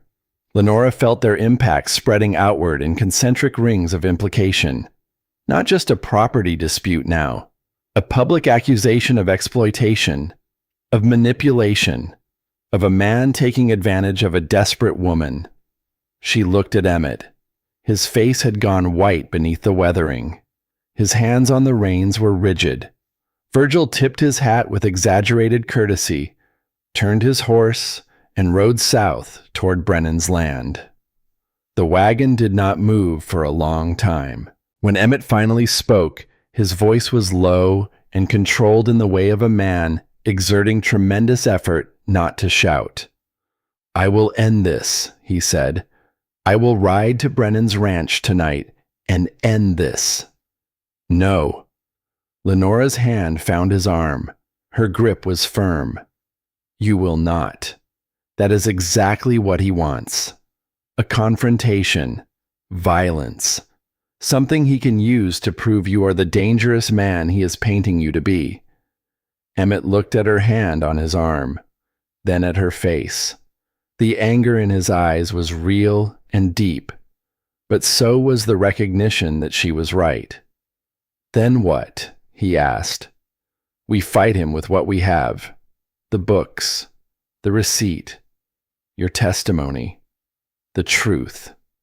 Lenora released his arm. "And we do not give him the satisfaction of watching us fall apart." The wagon moved forward, toward the ranch, toward whatever came next. And Lenora felt the ground shifting beneath her again, the way it had shifted when she stepped off the train, the way it had shifted when she found Henry's letter, the way it kept shifting because this land and this life refused to let her stand still. But this time, she was not standing alone. The town turned its back in stages. First, the general store. Lenora walked in on a Monday morning to purchase flour and coffee and found the shopkeeper, a man named Harlan who had always been civil if not warm, suddenly unable to meet her eyes. He busied himself rearranging tins on a shelf while she waited at the counter with her list. "We are running low on most things," he said to the shelf. "Winter supply chains, you understand. Might be best to try the trading post up in Fairview. That is 20 miles north." Lenora set her list on the counter. "Mr. Harlan, you and I both know your shelves are full. I can see the flour from here." Harlan's jaw worked. He glanced toward the window where two women stood on the sidewalk, watching. One of them was Mrs. Caldwell. "Miss Whitfield," he said quietly, his voice dropping to something that might have been apology. "I have a business to run. I cannot afford to be seen taking sides." Lenora picked up her list, folded it, placed it in her pocket, with hands that did not tremble because she would not allow them to tremble in front of a man too cowardly to sell flour to a woman who had done nothing wrong. She walked out of the store without buying anything. Past Mrs. Caldwell, who watched with the satisfied expression of someone whose opinion had been confirmed. Past the hotel where faces appeared briefly in windows and then withdrew. Past the livery where men who had tipped their hats to her weeks ago now found urgent business that required looking in any direction except hers. Cedar Ridge had chosen its side, and it was not hers. The blacksmith refused to repair a wheel rim for Emmett's wagon, claiming a full schedule that his empty shop contradicted. The postmaster held their mail for 3 days before releasing it with a mumbled excuse about sorting errors. The preacher's wife crossed the street to avoid walking past Lenora on the sidewalk. Small cuts, each one deliberate, each one designed to remind them that Cedar Ridge moved as a body and that body had been directed by Silas Brennan's invisible hand. Ruth came to the ranch that week, furious on their behalf, but practical as always. "Brennan has been buying influence for 20 years, she said. He lends money to half the merchants in town. They owe him. Not just financially. He knows their secrets, their debts, their mistakes.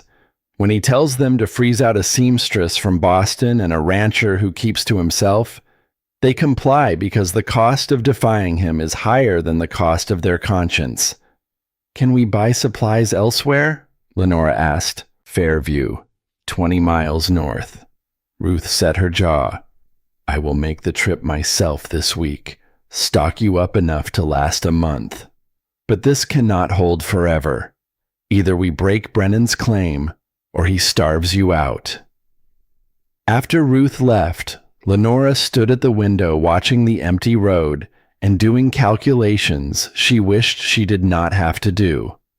3 weeks of flour, 2 weeks of coffee, salt pork for 10 days. The root cellar was holding. The potatoes and turnips Henry had stored still sound, but root vegetables alone would not sustain 2 people doing hard physical labor through the coldest months of the year. She was still standing there when she heard hoofbeats. Not Emmett, not Ruth returning. 2 horses, moving at the unhurried pace of official business. The sheriff of Cedar Ridge was a man named Colton. Tall, thin, with a mustache that drooped past his jaw and eyes that had learned to see nothing that might complicate his comfortable position. He rode with a deputy, a young man who looked like he would rather be anywhere else. Colton dismounted and approached the porch with the papers already in his hand. "Miss Whitfield, I have been asked to deliver this to you personally." Lenora took the envelope, opened it while Colton watched, read the legal language once quickly and then again slowly, making sure she understood every implication. "This is a temporary restraining order," she said, "against the transfer or sale of any livestock or property associated with the Dawson estate. Signed by Judge Whitmore in Denver." Colton's voice was neutral in the way of a man who had practiced neutrality until it became reflex. "Pending resolution of Mr. Brennan's claim, nothing moves off this land." He paused. "I am sorry about this, miss. Just doing my duty. Your duty." Lenora folded the papers carefully. "Tell me, Sheriff, has your duty included investigating the fence cutting on this property? Or the person who was walking our perimeter with a lantern at midnight? Have you investigated anything that might inconvenience Mr. Brennan?" Colton's mustache twitched. "That is a serious accusation, miss.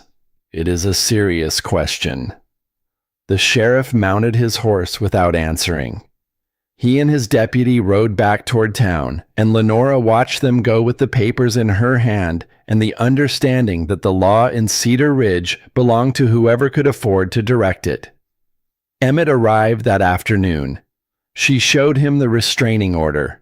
She watched his face move through the stages she had already processed. Shock, understanding, rage. He paced the length of the kitchen. 3 steps one way, 3 steps back. His body too large for the small room and his anger too large for his body. "I will ride to Brennan's ranch tonight," he said. "This ends now." "And do what?" Lenora's voice was sharp. "Hit him? Threaten him? Give him exactly what he needs to have you arrested and removed from the equation entirely?" Emmett stopped pacing. His hands were fists at his sides and the tendons in his neck stood out like cables. "I cannot just sit here while he takes everything. We are not sitting. We are thinking. There is a difference." Lenora stood and placed herself between Emmett and the door, not because she thought he would leave, but because she needed him to see her, to focus on her instead of on the rage that was clouding his judgment. Brennan has money and lawyers and a judge in Denver. We have the truth, the receipt, your testimony, my books. We fight with what we have, not with what he wants us to use. Emmett looked at her. The anger was still there, banked but burning, and she could see what it cost him to contain it. He was a man built for direct action, for confronting threats the way you confronted a predator threatening your herd. The patience required for legal battles and strategic thinking went against every instinct he possessed. "We could leave," he said. The words came out low and rough. "Sell what we can, pack what we cannot sell. Go north, Wyoming, Montana. Start over where Brennan cannot reach us." Lenora heard the desperation beneath the practicality. This was not a plan. It was surrender dressed in the clothes of a plan. And she understood why he offered it. He had lost too many things in too many places. The instinct to run before you could lose again was the survival mechanism of a man who had learned that staying meant watching everything burn. She sat across from him, placed her hands flat on the table, waited until he met her eyes. "I ran once," she said, "from Boston. I told myself I was choosing a new life, but the truth is I was running from a life that had no room for me. I packed my bags and sold my mother's hairbrush and climbed onto a train and ran 2,000 miles because it was easier than staying and fighting for something when the odds were against me." Her voice was steady, but her heart was pounding. "I am not running again. Not from Brennan. Not from this town. Not from the life we are building." She paused. "But I will not ask you to stay if staying is more than you can bear. You have lost enough, Emmett. If leaving is what you need, I will understand." The silence that followed was the longest of their partnership. Lenora watched Emmett's face and saw the battle playing out behind his eyes. The pull of flight against the anchor of everything they had built together. The memory of his brother dying in mud against the reality of this woman sitting across from him refusing to break. "You would stay," he said slowly. "Even if I left, even alone, even with Brennan, I would stay." Something shifted in his expression. The defeat that had settled over him since the barn fire began to lift. Not entirely, not all at once, but enough. "Then I am staying too," he said, "because the only thing worse than facing Brennan would be leaving you to face him alone." It was not a declaration of love. It was something more useful. A declaration of commitment made not in the heat of passion, but in the cold aftermath of loss, when staying required more courage than leaving, and both of them knew it. "Good," Lenora said. "Then here is what we are going to do. We stay. We keep working. We wait for Ruth's lawyer to challenge the order. And we do not give Brennan the satisfaction of watching us break." Emmett sat down heavily. What if Ruth's lawyer cannot get the order lifted? What if Brennan's judge in Denver is the only one who matters? Then we find another way. Lenora sat across from him. We go above the judge. We go to the newspaper in Denver's. We make this story public. A wealthy rancher forging documents to steal land from a dead man's sister. That is the kind of story editors love to print. You are talking about months. Emmett's voice was strained. Months of being frozen out of town. Months of scraping by on whatever supplies Ruth can haul from Fairview. Months of watching Brennan tighten the noose while we wait for justice that might never come. Lenora reached across the table, not to touch him, to tap the ledger that sat between them. These books are our weapon. You said so yourself. Every number, every entry, every receipt. They tell a story that Brennan cannot rewrite no matter how many lawyers he hires. We just need the right audience to hear it. Emmett stared at the ledger. His jaw worked. She could see the war inside him between the man who wanted to ride south and settle this with his fists and the man who was learning to trust a different kind of strength. Before either of them could speak further, the smell reached them both at the same moment. Sharp and unmistakable. Smoke. Not the wood smoke from the stove or the chimney. Something bigger. Something wrong. They ran outside. The barn was burning. Not fully engulfed, not yet, but flames licked along the south wall where dry hay was stacked inside. Smoke poured from gaps in the roofline in thick gray columns that the wind caught and bent sideways. The cattle in the near pasture were agitated, moving in panicked clusters away from the heat. The chickens screamed from their coop, a sound Lenora had not known chickens could make. Emmett was already running. He reached the barn doors and hauled them open, and a wave of heat and smoke drove him back. He covered his mouth with his sleeve and went in again. Lenora heard the sound of animals inside. The terrified bawling of calves penned in the far stall, 3 young ones they had been sheltering from the worst of the winter cold. She ran after him. The interior of the barn was a confusion of smoke and orange light. Visibility dropped to nothing within feet of the door. Lenora pulled her shawl over her nose and mouth and moved by memory, by the map she had built of this place over 2 months of daily work.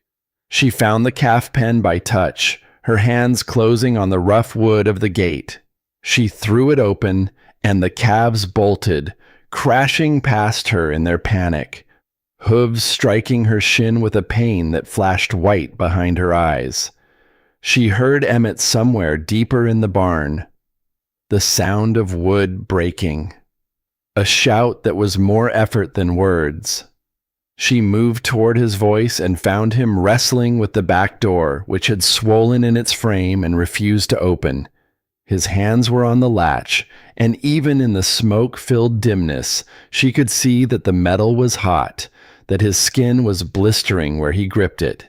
"Together," she said. She put her hands beside his, and they pulled. The door gave with a shriek of tortured wood, and cold air rushed in, feeding the flames behind them, but opening an escape route for the animals still trapped inside.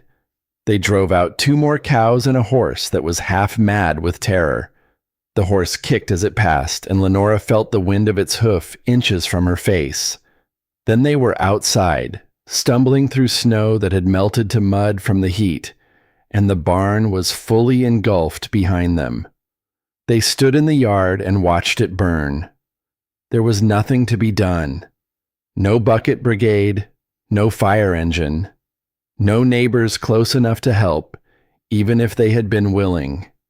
Just 2 people standing in mud and ash while the barn consumed itself with a roar that sounded almost alive. The heat was enormous, pressing against their faces even from 30 feet away, melting the snow in a widening circle that turned the yard to steaming mud. Lenora watched the roof sag inward, watched sparks spiral upward into the black sky like inverse snowflakes, watched months of stored hay and years of accumulated tools and equipment disappear into a thing that did not care about effort or planning or the quiet desperation of people trying to hold their lives together. 7 calves had been in that barn.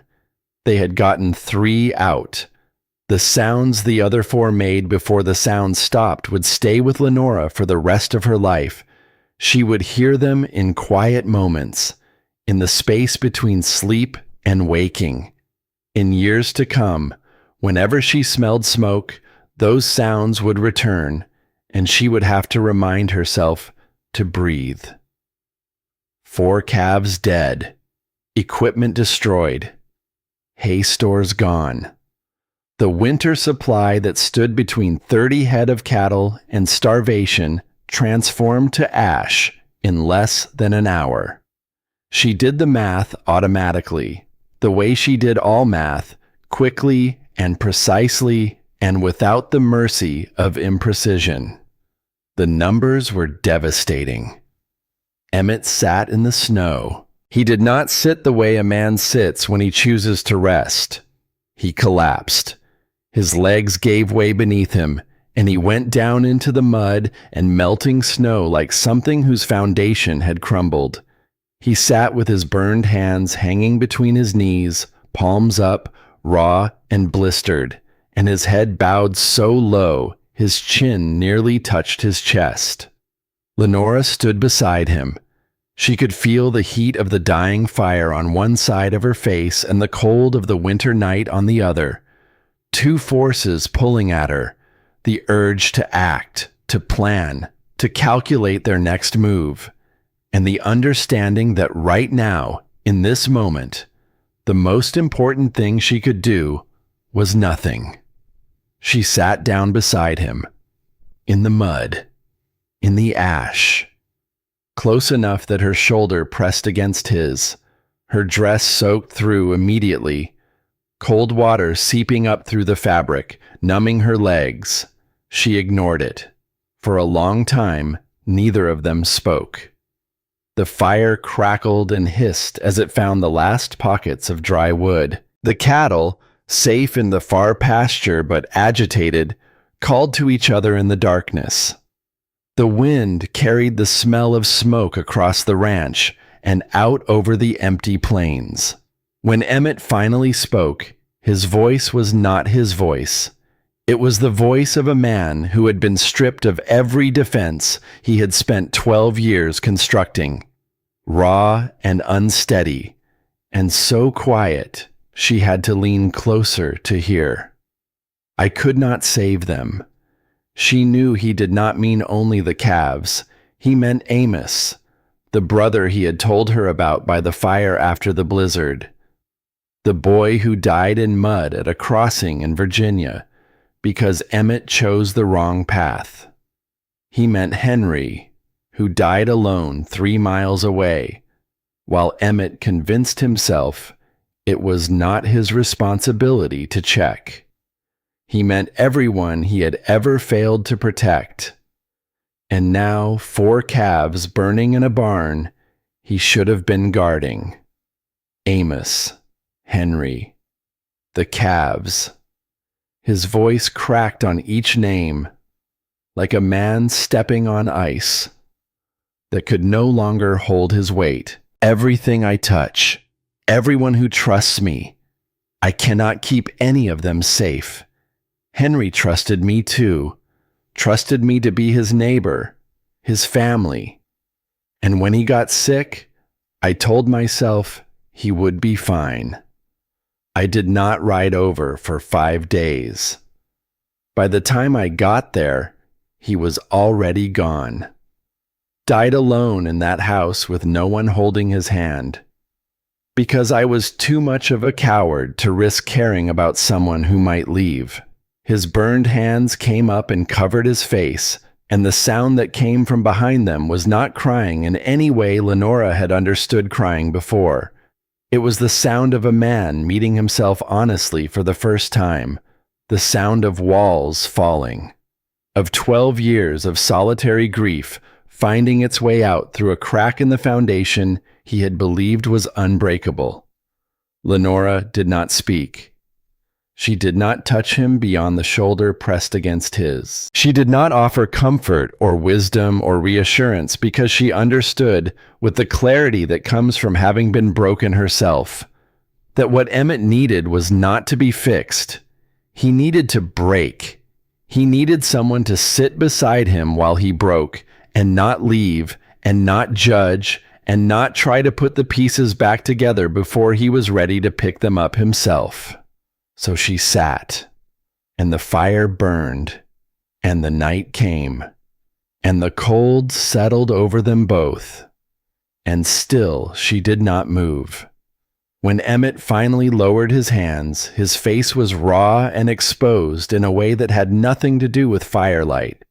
He looked at Lenora sitting beside him in the mud, her dress ruined, her face streaked with ash, and tears she had not noticed shedding, and something in his expression shifted, from desolation to something else. Not hope, not yet, but the place where hope might take root if given time and care. "You did not leave," he said. "I am not going anywhere." Another silence, but different from the ones before. Lighter, as though the fire had burned away something heavy between them along with the barn. "Brennan did this," Emmett said. "I know. I want to destroy him. I know that too." Lenora stood, extended her hand. He took it and she helped him to his feet. They stood facing each other in the glow of the dying fire. His burned hands held gently in hers. "We will not destroy him. We will beat him with the truth and the books and your word given publicly. But not tonight. Tonight. Tonight we take care of your hands, and we make a plan." They went inside. Lenora heated water and cleaned the burns with the gentle precision she had learned from years of handling delicate fabric with needle-pricked fingers. Emmett sat at the table and let her work without complaint, though she saw his jaw tighten each time the cloth touched raw skin. While she bandaged his hands with strips torn from a clean shirt, she told him what she had decided. "We go to town. We demand a public hearing at the town hall, not a court in Denver where Brennan has a judge in his pocket. Here, where people know us, where they can look at the books I have kept and the receipt Henry signed and hear your testimony with their own ears." Emmett studied her. "You want to stand up in front of a town that has been shunning us and make our case. I want to stand up in front of a town that has been lied to and show them the truth. And if they do not listen, then we will have tried. And I would rather fail honestly than win by becoming what Brennan is." Emmett was quiet for a moment. Then something moved across his face. Not a smile. Something deeper and more important than a smile. Recognition. The look of a man seeing clearly something he had suspected but not confirmed. "You are remarkable," he said. "Do you know that? I am a seamstress from Boston who is very angry and very tired and covered in ash." Lenora tied off the last bandage. "But I did not come 2,000 miles to be run off by a man who forges signatures and sets fires." She met his eyes across the table. "And neither did you come west to hide from fights that matter." The words landed. She saw them register, saw Emmett straighten in his chair, the defeated slope of his shoulders squaring into something that looked like resolve. "No," he said, "I did not." "Tomorrow," Lenora said. "We ride to town tomorrow. I will bring every ledger and every receipt and every scrap of paper that proves what Henry paid and what Brennan is lying about. And you will stand with me, as my partner, as my witness." Emmett looked at her bandaged work on his hands, at the care she had taken, at the precision and the gentleness. "Beside you," he said. "That is exactly where I want to be." They sat at the table as the fire in the stove burned low. Outside, the barn smoldered. The smell of smoke hung over the ranch like a bruise on the air. Tomorrow would bring confrontation and uncertainty, and the very real possibility that Brennan's money and influence would prove stronger than truth and evidence. But tonight, in the quiet kitchen of a dead man's house, two people who had arrived at this place through separate paths of loss and loneliness sat together and planned a fight they refused to lose. And somewhere in the darkness between the ruined barn and the fence line that Silas Brennan believed would soon be his, a coyote called to its pack. The sound carried across the frozen landscape, wild and unafraid. The sound of something that belonged to this place, that could not be driven out, that would still be howling long after men like Brennan had been forgotten. Lenora listened. And for the first time since arriving in Colorado, the sound did not frighten her. It sounded like defiance. It sounded like the voice of a land that did not care about money or power or the machinations of men who believed they could own what had never belonged to anyone. It sounded like the wilderness itself, telling her that endurance was the only currency that mattered out here. That those who stayed and those who fought and those who refused to be broken by loss were the ones who eventually inherited the earth. She looked at Emmett across the table, his bandaged hands resting on the ledger she had built from chaos, his face still raw from the breaking he had allowed himself in the mud beside the burning barn.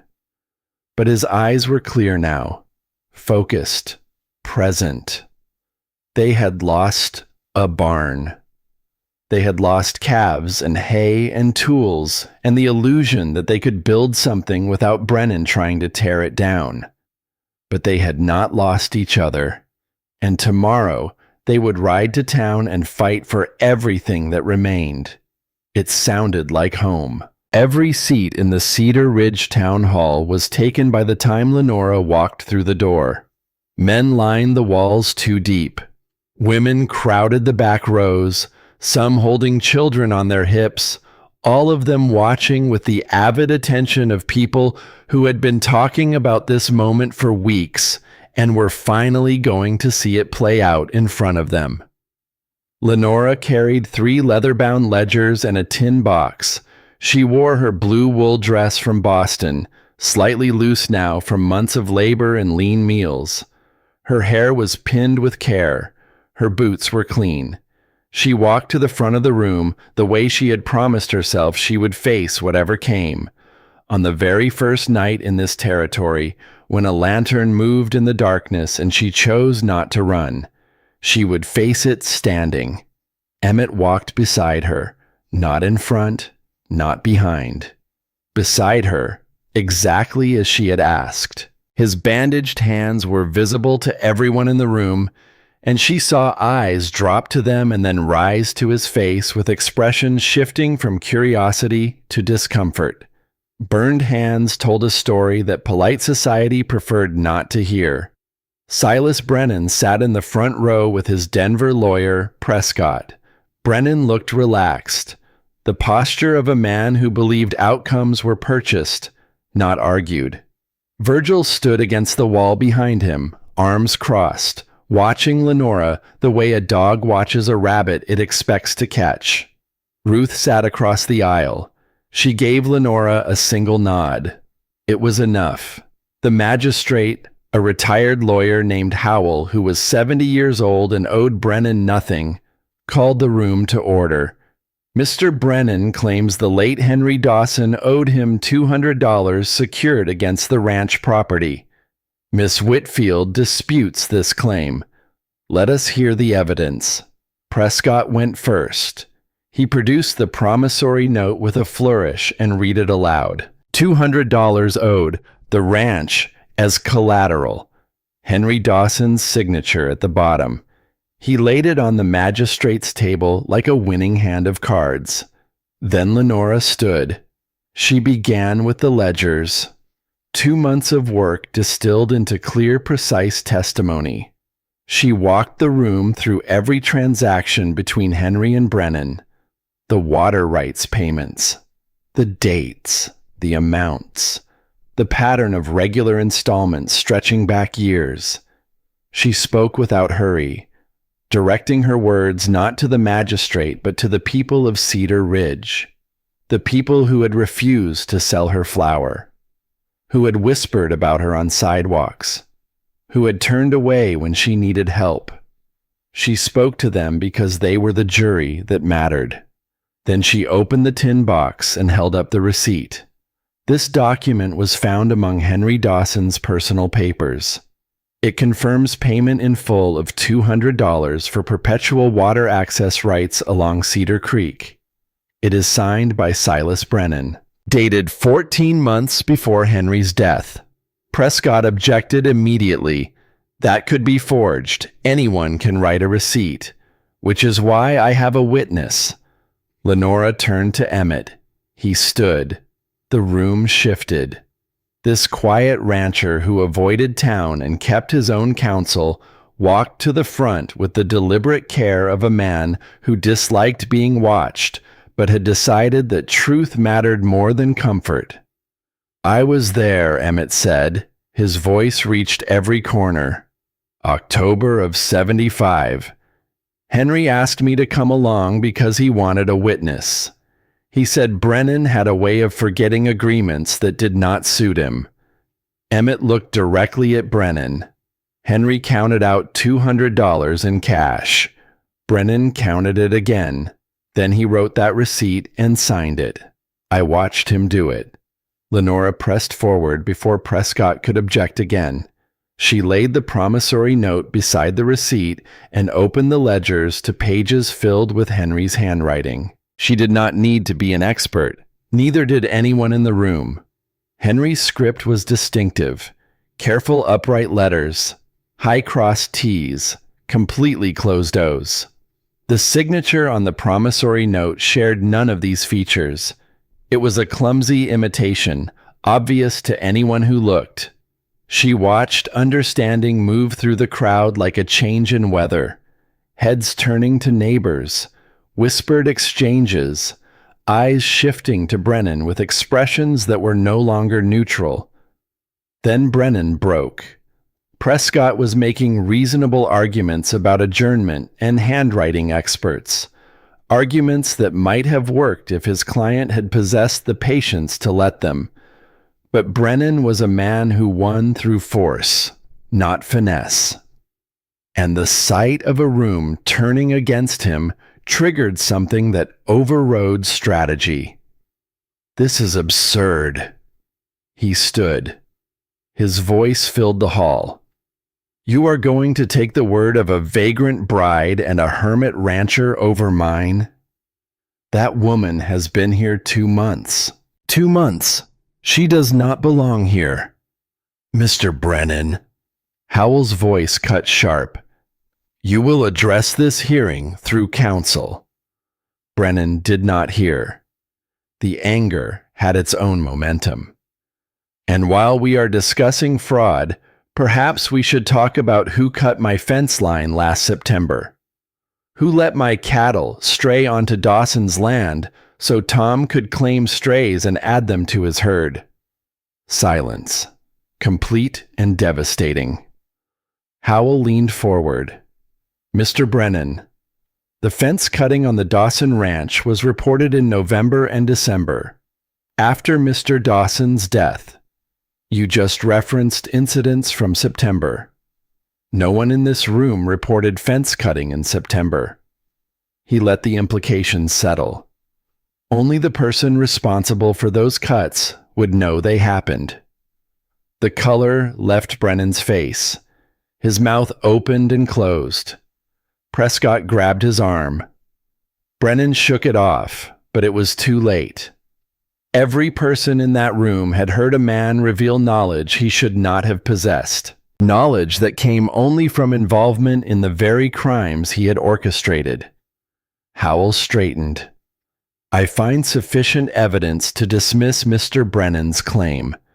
The promissory note is inconsistent with verified samples of Mr. Dawson's handwriting.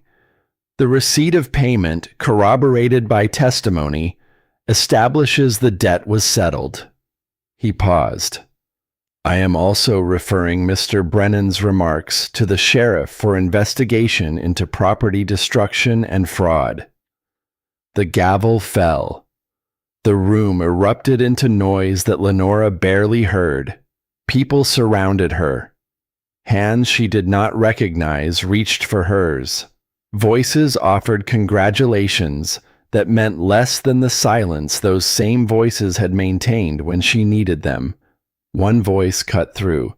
Mrs. Caldwell stood before her. The moral authority of Cedar Ridge, the woman who had watched from windows and signed petitions and helped Brennan isolate a stranger who had done nothing wrong. "I was wrong about you," Mrs. Caldwell said. The words cost her visibly. Lenora looked at this woman who had made hard weeks harder. She could have said many things. She chose the one that mattered. This town does not owe me anything. I was protecting what belongs to the people I care about. That is not a debt. That is just what you do. She walked out into cold air that tasted like freedom. Emmett was waiting by the wagon, hat in his bandaged hands, face open, no walls, no careful distance.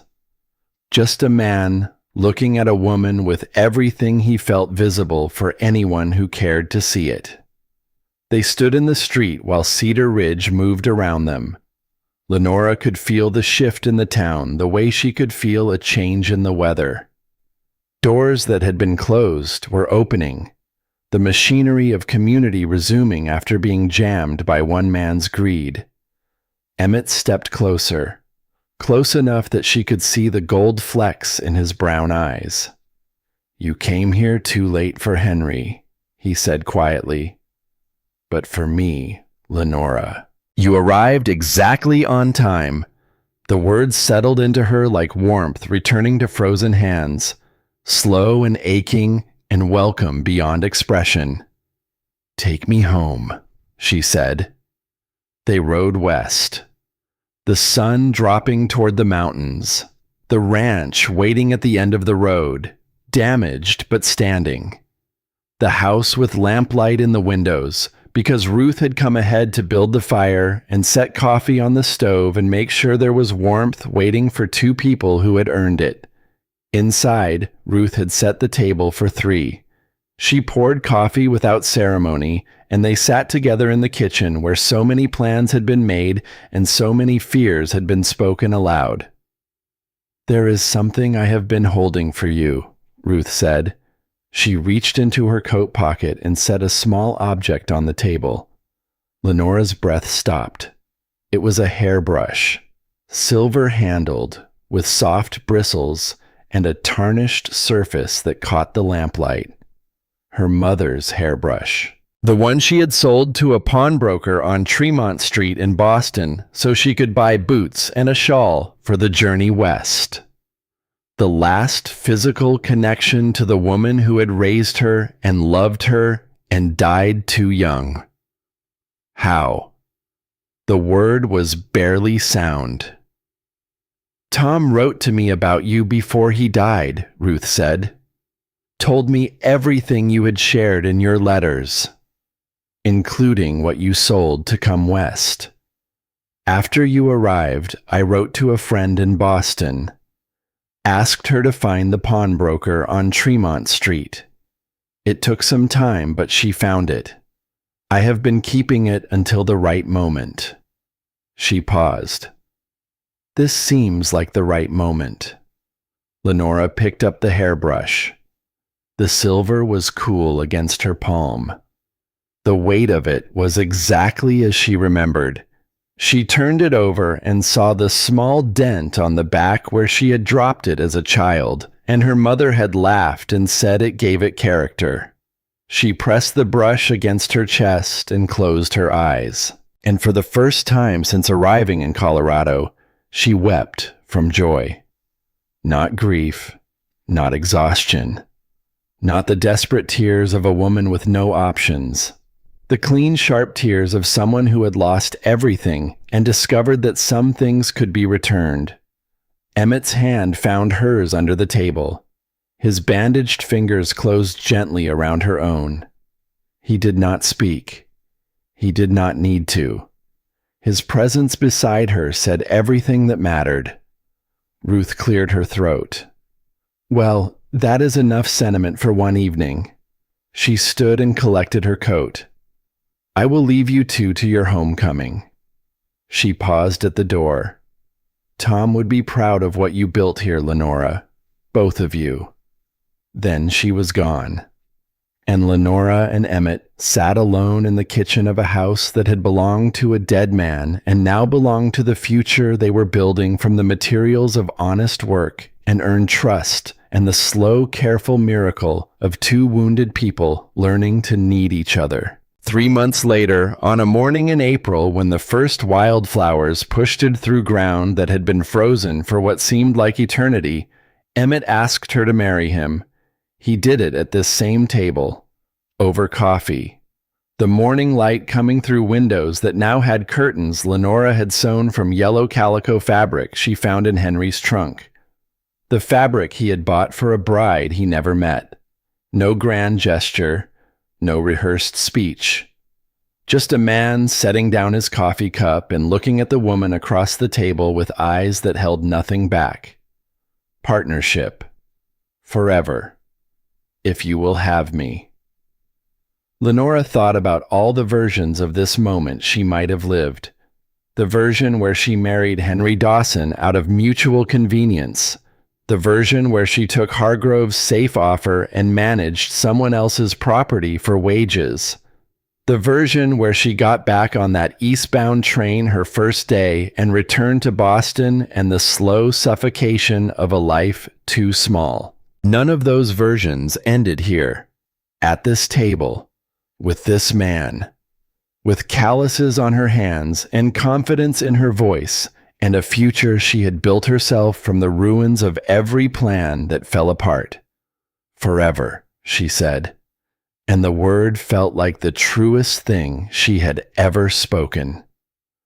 They married in Ruth's front room on a Saturday afternoon in May. The windows were open, and the smell of spring came through them, warm earth and new grass, and the distant sweetness of wildflowers blooming across the foothills. Lenora wore a dress she sewed herself from cream-colored cotton, simple and clean, with precise stitching that spoke of the skill she had carried from Boston into a life that Boston could never have given her. Not the elaborate gown she had sewn on the train for a wedding to a stranger. This dress was for a woman marrying a man she knew, a man she had chosen with open eyes and a full heart. Ruth stood as witness, crying quietly in a way she would deny afterward. Hargrove and his wife attended. Several ranchers from neighboring properties came, men who had watched the town hall confrontation and revised their opinions with the quiet pragmatism of people who respected competence, regardless of gender. Even Mrs. Caldwell sat in the back row, her presence and apology more eloquent than words. The preacher spoke the vows. Emmett's voice was steady. Lenora's was steady too. When it was done, when the words had been said and the commitment made permanent and public, Emmett kissed her gently, and the room applauded, and Ruth blew her nose loudly into a handkerchief and said it was the dust. They bought Henry's ranch that spring, combined it with Emmett's land, built a new barn where the old one burned, larger and stronger. Lenora kept the books. Emmett worked the cattle. They decided everything together at the kitchen table, the way they always had. 2 years later, she opened a school on the property. Children from surrounding ranches rode in 3 days a week to learn reading and arithmetic from a woman who believed that knowledge was the one thing no man could take from you. 3 years after the wedding, their daughter arrived, small and fierce and perfect. They named her Ruth. The older Ruth held her namesake and wept openly and did not blame the dust. On an evening 5 years after her arrival, Lenora stood on the porch watching Emmett teach their daughter to ride, while their son slept inside in a cedar cradle Emmett had built with his own hands. The same porch where she had stood her first night, terrified and alone, watching a lantern move in the darkness. The mountains were gold in the sunset. The same mountains, the same wind, but she was not the same woman. On the dresser in her bedroom, beside the photograph of her mother, sat a silver hairbrush with a small dent on the back, and in her pocket, folded and soft from years of carrying, a letter from a man who had bought yellow calico curtains for a bride he would never meet. 2 objects from 2 lives she had lost. 2 reminders that loss was not the end of the story. Emmett looked up from the pasture and smiled. She smiled back. The mail-order bride had arrived too late. But the woman she became arrived exactly when she was meant to, not to fill a role someone else had written, but to build a life she had never known to dream of. She had arrived late, but she had arrived home.